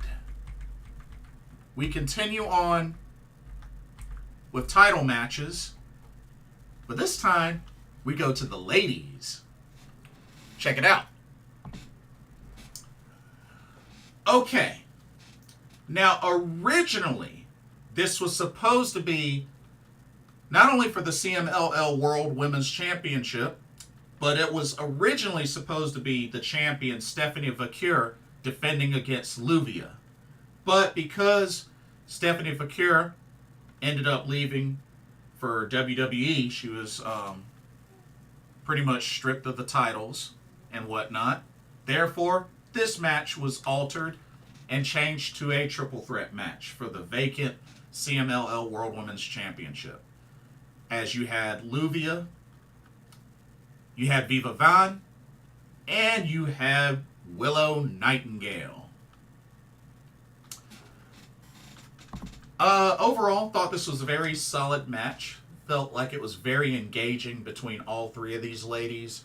And you know, more and more that I've seen Viva, she's really been very entertaining. Like, I really enjoyed when she went up against a man like Doris not too long ago, and she was able to defeat him. I thought that was a very entertaining match. But, you know, Viva, she's been getting booked all over the place, especially here in the States. And, you know, seen her here, seen her on TJPW, especially through the Collective, you know, AEW, ROH. I mean, she's been a Spark Joshi. Like, she gets booked quite many places. So, always good to see the Hellbent Vixen, Viva. Great match overall. These three ladies did really well. Lluvia was definitely good to see her again. It's been a while since I last saw her. But solid match. Willow Nightingale, she did her thing.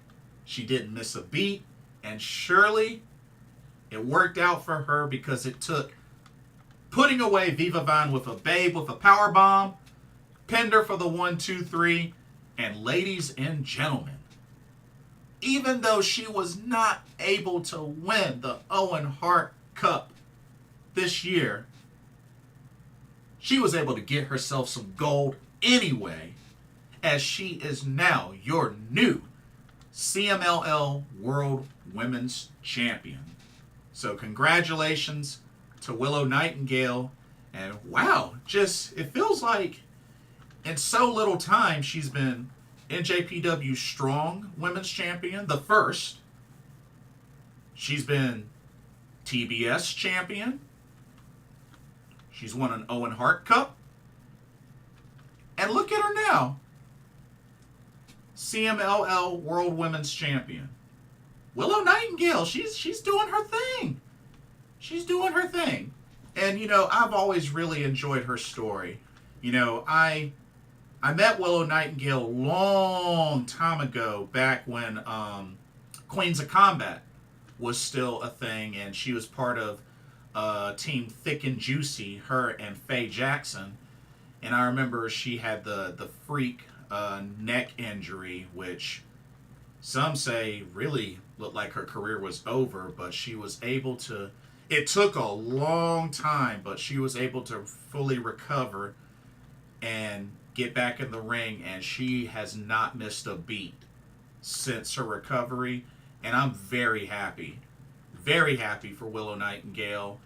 And just like that, you can add another championship to her resume. So, really happy for her. Really happy for her.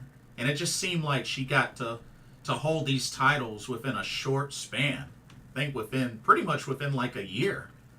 Or, you know, maybe a little longer, but still. Willow Nightingale's doing her thing. She hasn't missed a beat.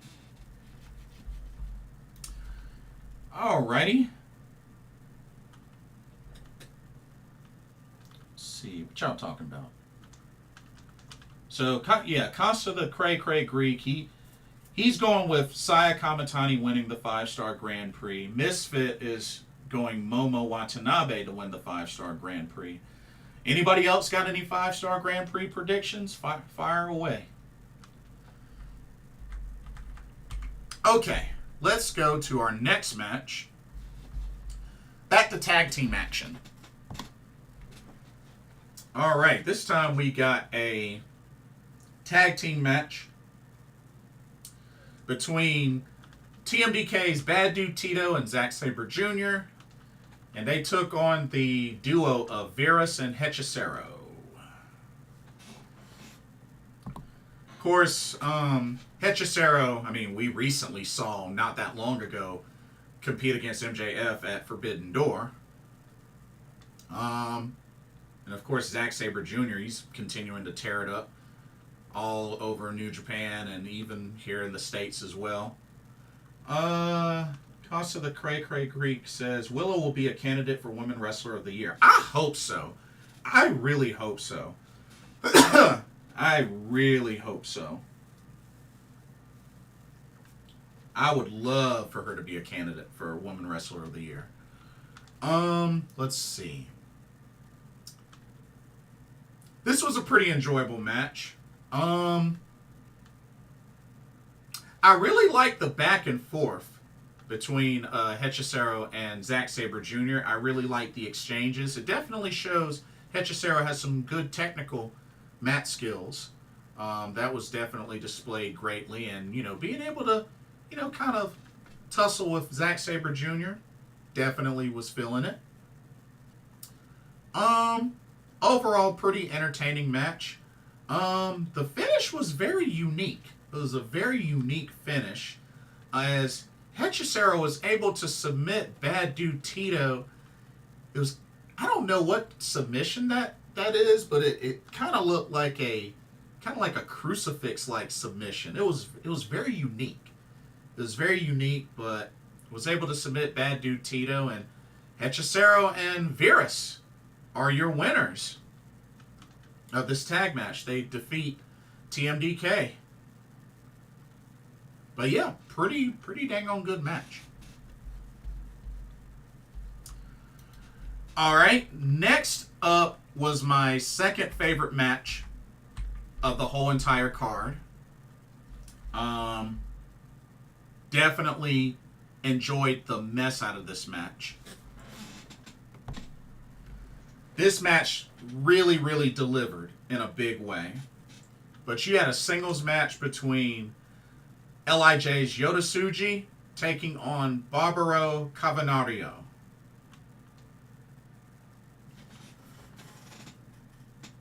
Let's see. Willow probably wasn't supposed to win the CMLL title. Well, I mean, she wasn't even originally supposed to be in the match in the first place, but hey.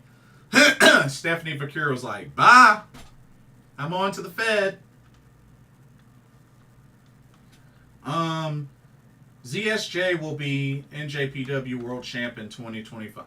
I hope so. I really hope so. Because if not, then I have lost faith. I've completely lost faith in New Japan to ever do it. I mean, honestly, he should have been champ by now. He's been with the company 7 years. Won 2 New Japan Cups. I'm really shocked that he hasn't done it at least once by now, but hopefully it finally happens. Hopefully it finally happens. Yota Tsuji Barbaro Cavernario was a phenomenal match. Very hard hitting back and forth. I definitely like the taunting from Yota Tsuji in this match as well. You know, I'm so used to seeing Yota Tsuji smile all the time, but you know, occasionally he can taunt as well.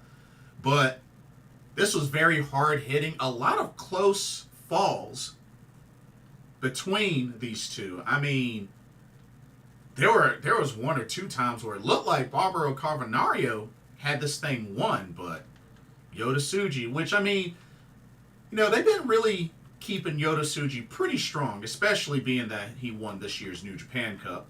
But yeah, and he's already had 2 IWGP Heavyweight Championship title opportunities. So yeah, gotta keep him strong. Gotta keep him strong. But love this match from start to finish. Yota Tsuji was able to hit the Gene Blaster on Barbaro Cavernario, and then pin him for the 1, 2, 3. Yota Tsuji wins a very close, hard-fought match. But yeah, very well showcased. But yeah, that was my second favorite match. Definitely my second favorite match of the whole card.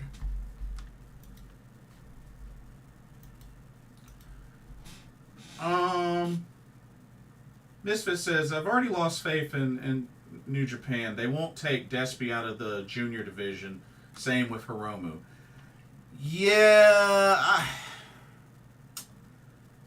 I don't know what they're going to do with Hiromu. I mean, they've been needed to move him out of the junior division, but I mean,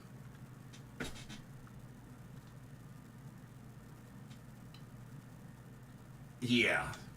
At one point, I was thinking, dang, are they going to have him chase Jushin Thunder Liger's record or something like that? But yeah, I'm with you on that, Misfit. I'm with you on that. Because I mean, he's done enough in the junior division. Despy, I mean, some may argue that he really hasn't gotten to take off in the junior division, but I mean, I definitely would not mind seeing El Desperado move to heavyweight.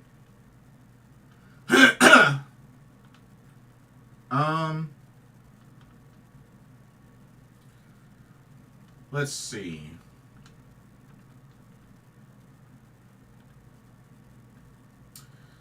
Costa the Cray Cray Greek says, I'm sorry, but Naito is done. He needs to retire. Same with Tanahashi. Those two can't go anymore.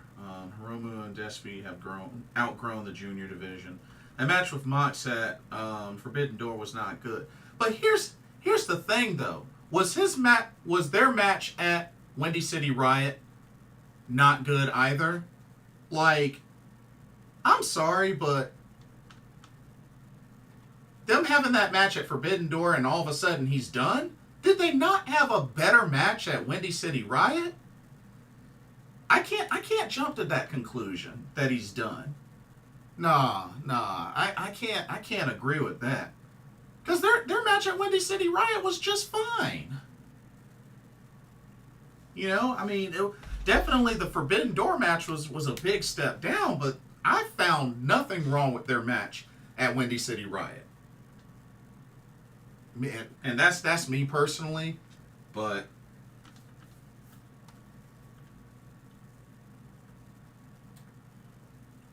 and at the same time, I mean, they are older.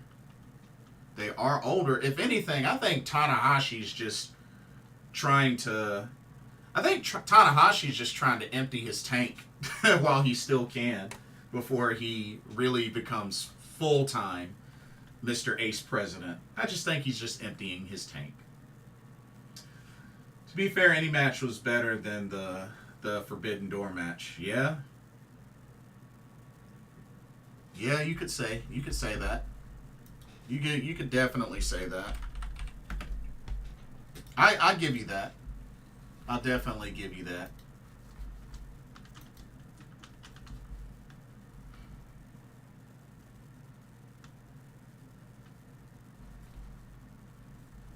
But yeah, it was definitely a big step down for sure.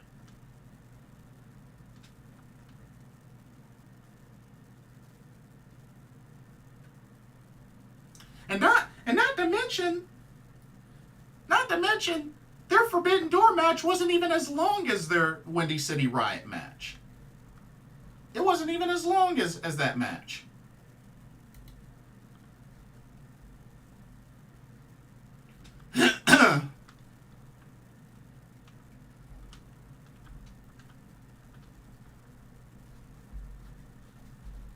I mean, heck, that match got 4.5 stars, according to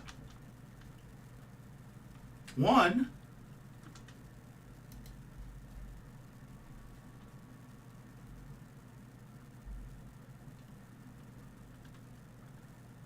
Yeah.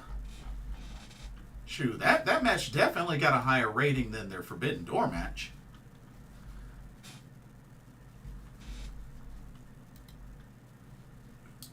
Let's see. The only problem that I had with winning, with Windy City Riot was Moxley winning it. Yeah, I can agree with you on that.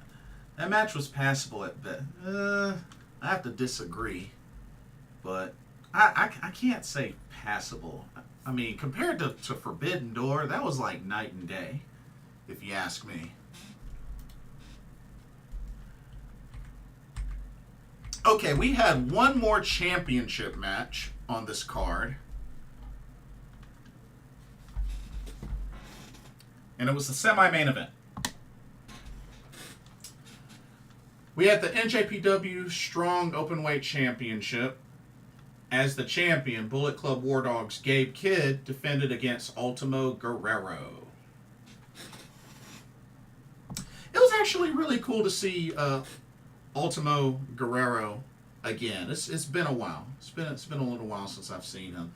Man, I remember good times seeing him and Ray Bucanero teamed up in the TNA World X Cup all those years ago, back when Ultimo Guerrero used to wear a mask. Man, those were good times. That was actually my first taste of Ultimo Guerrero. But overall, this match was pretty good. Definitely, Ultimo Guerrero had the size advantage. Not by a whole lot, but by a decent bit.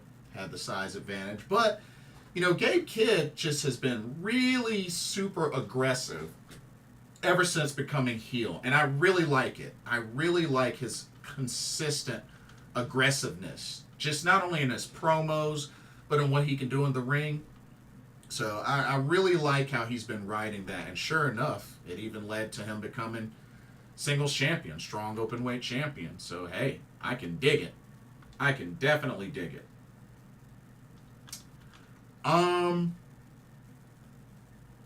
Ultimo Guerrero got his shots in, but at the end of the day, he wasn't beating Gabe Kidd. And Gabe Kidd, although with the distraction from the ref, did sneak in a low blow before hitting a pile driver, before pinning Ultimo Guerrero for the 1-2-3 to retain the NJPW Strong Openweight Championship. And then, after the match, he acted like he was showing sportsmanship to Ultimo Guerrero and then attacked him afterwards, threw him out the ring.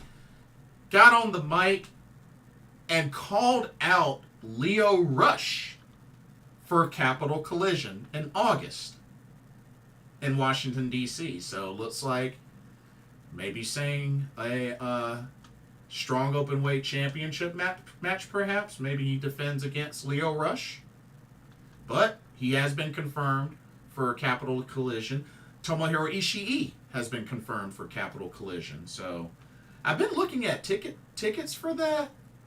There's still plenty of tickets left for that event. So, it doesn't seem like it's selling at a fast rate, but there's still plenty of tickets left for Capital Collision.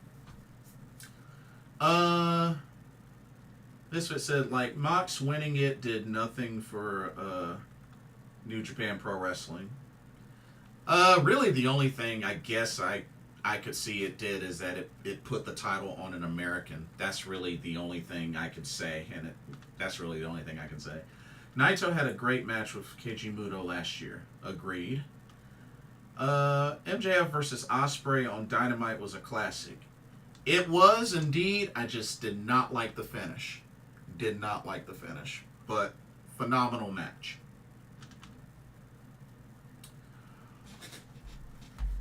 And then the main event of Fantastica Mania USA 2024 definitely was my favorite match. Really went the distance. Really went the distance. Main event was a tag team match as the IWGP Junior Heavyweight Champion DOUKI teamed up with Mistico to take on the duo that really deep down can't seem to get along, Volador Jr. and Rocky Romero. Great match, very entertaining, had a great dose of action and even a decent dose of comedy as well. I mean, all four gentlemen showcased really well.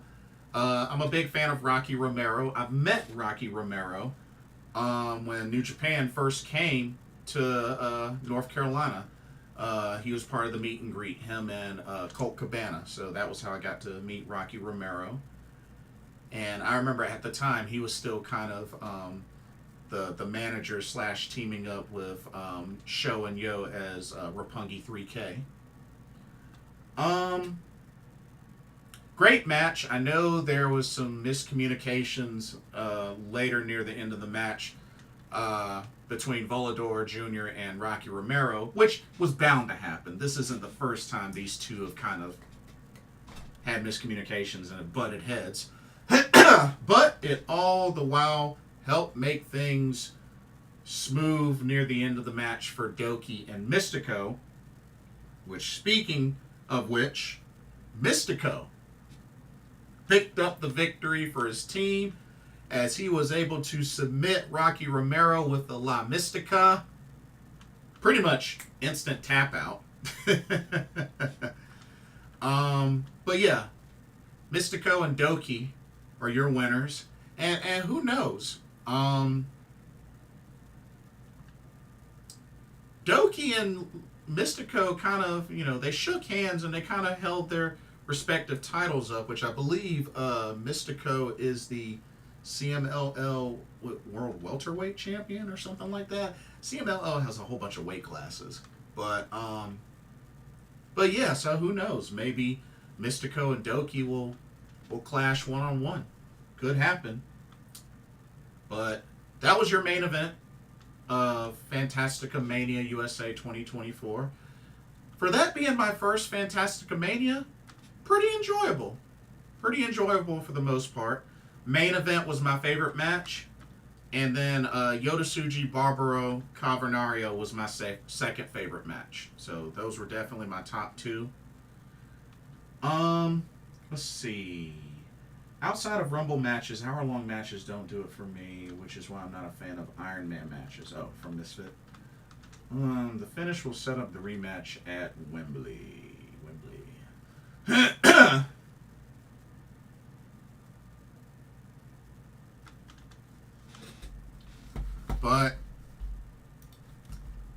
But yeah, so great event for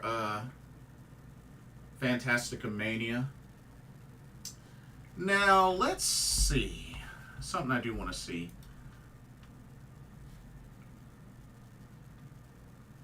So, what the heck? Oh.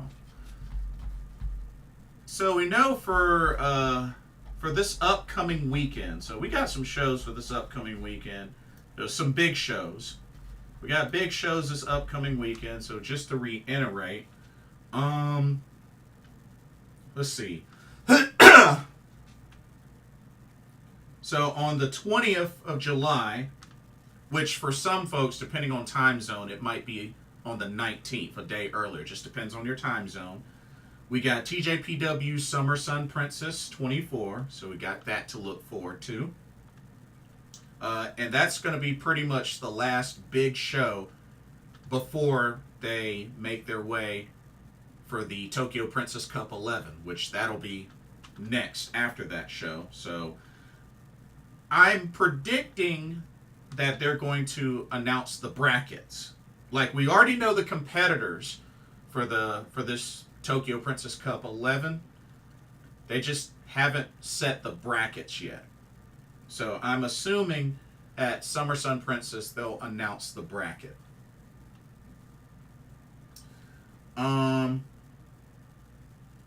Let's see. Or whether it's in a promo video or maybe after the show or a day after the show or something like that. But it's coming. It's coming soon, I would think. And of course, another big tournament kicks off as the G1 Climax 34 officially begins. July 20th. So that should be a lot of fun. You got a lot of matches. And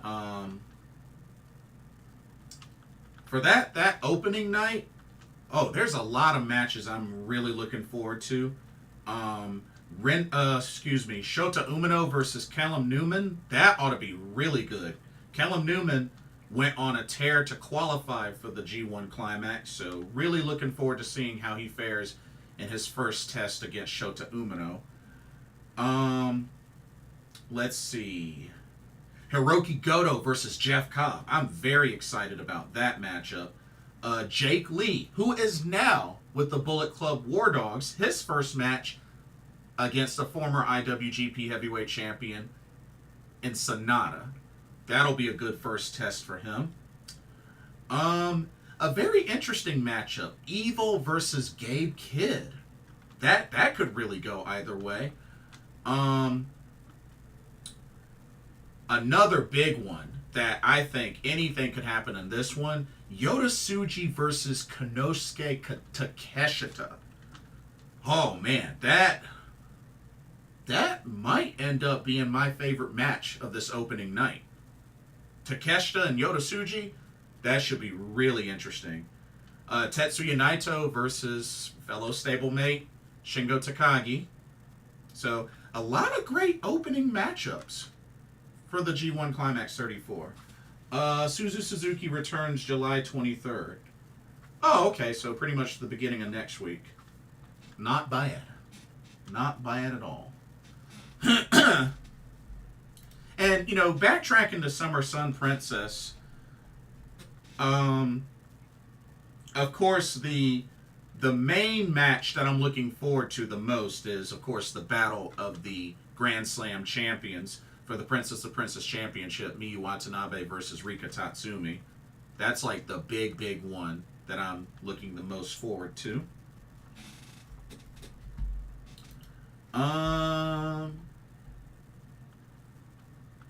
Oh, interesting. Misfit is going with Yota Tsuji to win the G1 this year. Interesting. We all know he won the New Japan Cup. Unfortunately, was not able to capitalize and defeat Tetsuya Naito. But interesting, you're picking him to win the G1. Wow. Okay. I know a lot of folks are thinking Zack Sabre Jr. This might be his big opportunity, but Misfit's going Yota Tsuji. Interesting choice. Very interesting choice.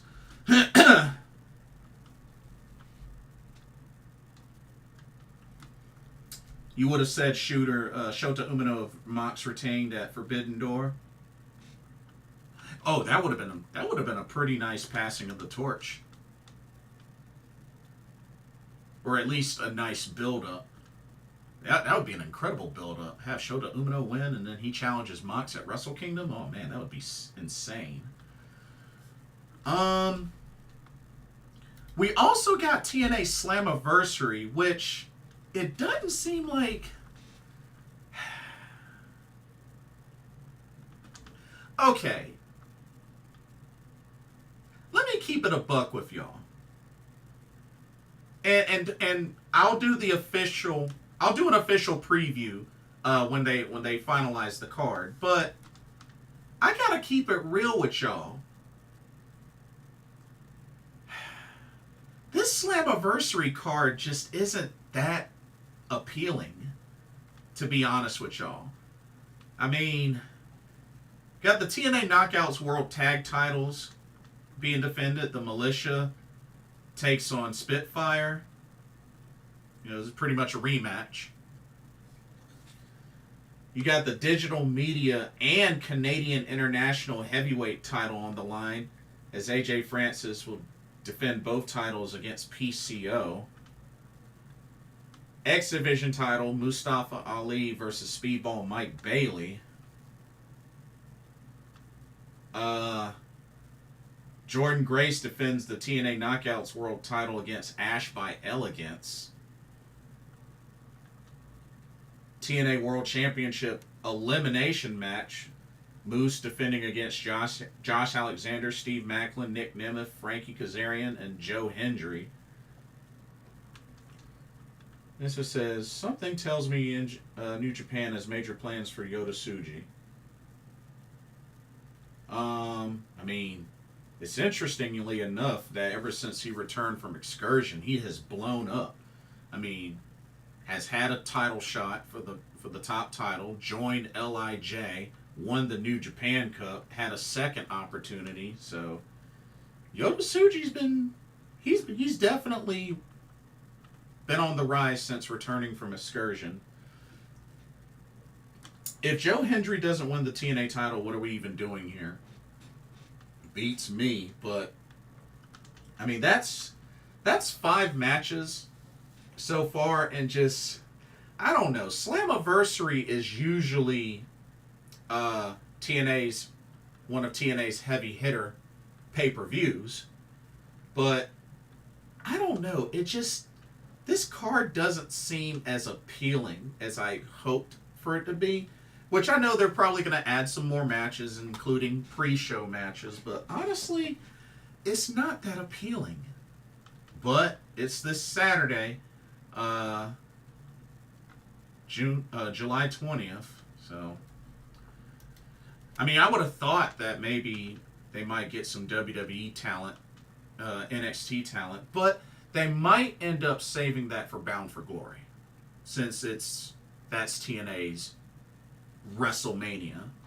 So they're probably just going to save that for Bound for Glory.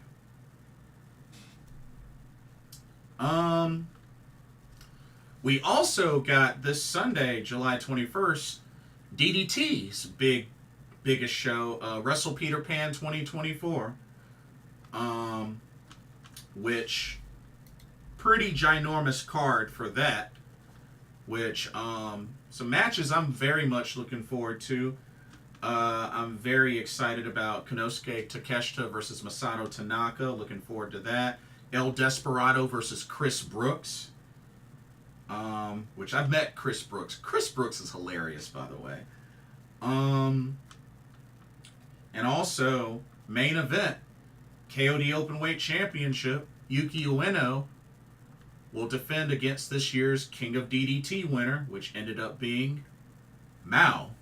And Mao has an opportunity to get double gold, because he's currently the DDT Universal Champion.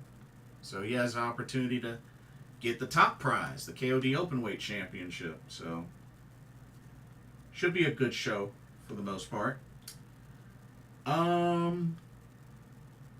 Misfit says, don't be surprised if AJ Styles is a surprise on this show. Oh, Slammiversary? I wouldn't be mad at it.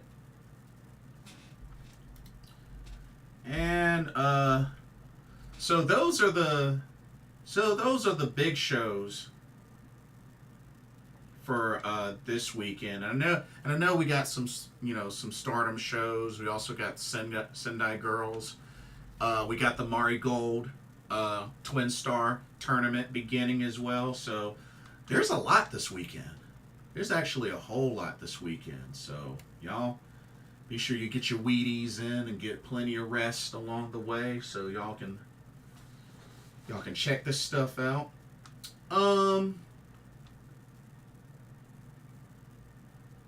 Let's see.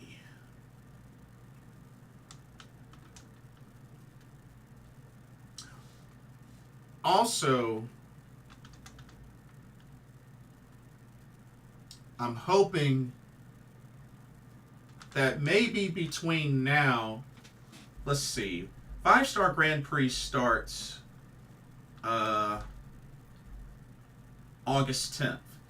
So maybe, I'm hoping between now and the end of this month, they'll announce the other 2 competitors to complete out the 5-Star Grand Prix. We already know all our competitors for the N1 Victory Tournament. That starts August 4th. And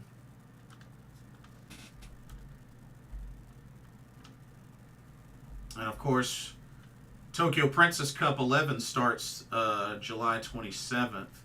I mean, we got a lot in July. We got a lot to finish off the month of July, y'all. Mr. says, WWE is doing double SmackDown tapings this Friday due to WWE being in Japan next week. Oh yeah, and shout out to Meiko Satomura, who will be on said Japan tour. She'll be competing, so that's really good to see.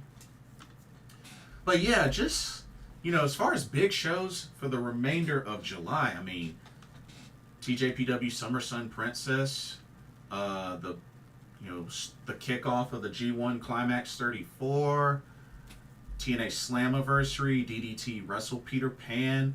Oh, ROH Death Before Dishonor, which there's only 3 matches booked so far for it. And, that show is next week. That show is next weekend. So, yeah.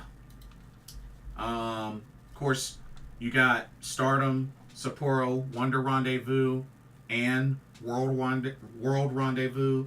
You got the start of the Tokyo Princess Cup 11. You got, oh yeah, Seriism Chapter 4. I forgot. That's July 29th. Yeah, you got Seriism Chapter 4. Which, that has a good card. That actually has a really good card. Chi-Chi versus Miria Kuga. Or Koga. I think that's how you pronounce that. But Chi-Chi versus Miria Koga. Kaoru Ito and Jaguar Yokota will team up to take on Sia and Misa Kagura. Of course, Sia is the niece of the legendary Manami Toyota. You got Best Friends, Tsukasa Fujimoto and Arisa Nakajima taking on Mio Momono and Riko Kawahata of Marvelous. Kurumu Hiragi versus Yu. And then the main event is Natsupoi and Seri versus Takumi Aroha and Azumi. So, Seriism Chapter 4 shaping up to look really good.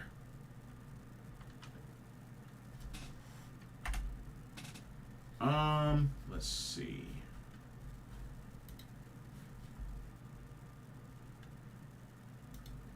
Meiko wrestling Io and Kairi in WWE in 2024. Who would have thought? Hey, the times have definitely changed, for sure. But yeah, the rest of the month of July is loaded, y'all. Like, feast. Feast away. And to be honest, I'm not really that thrilled about SummerSlam, to be honest with y'all. I mean, I'm really not that thrilled. I know they just recently announced Cody Rhodes versus Solo Sikoa, to put the title on the line. I mean, we got both top titles and both women's titles. So, I mean,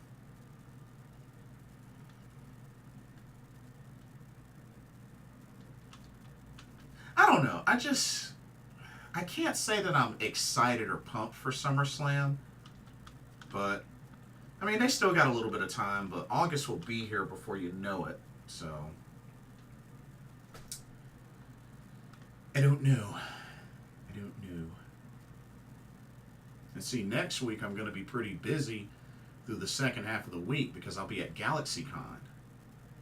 So,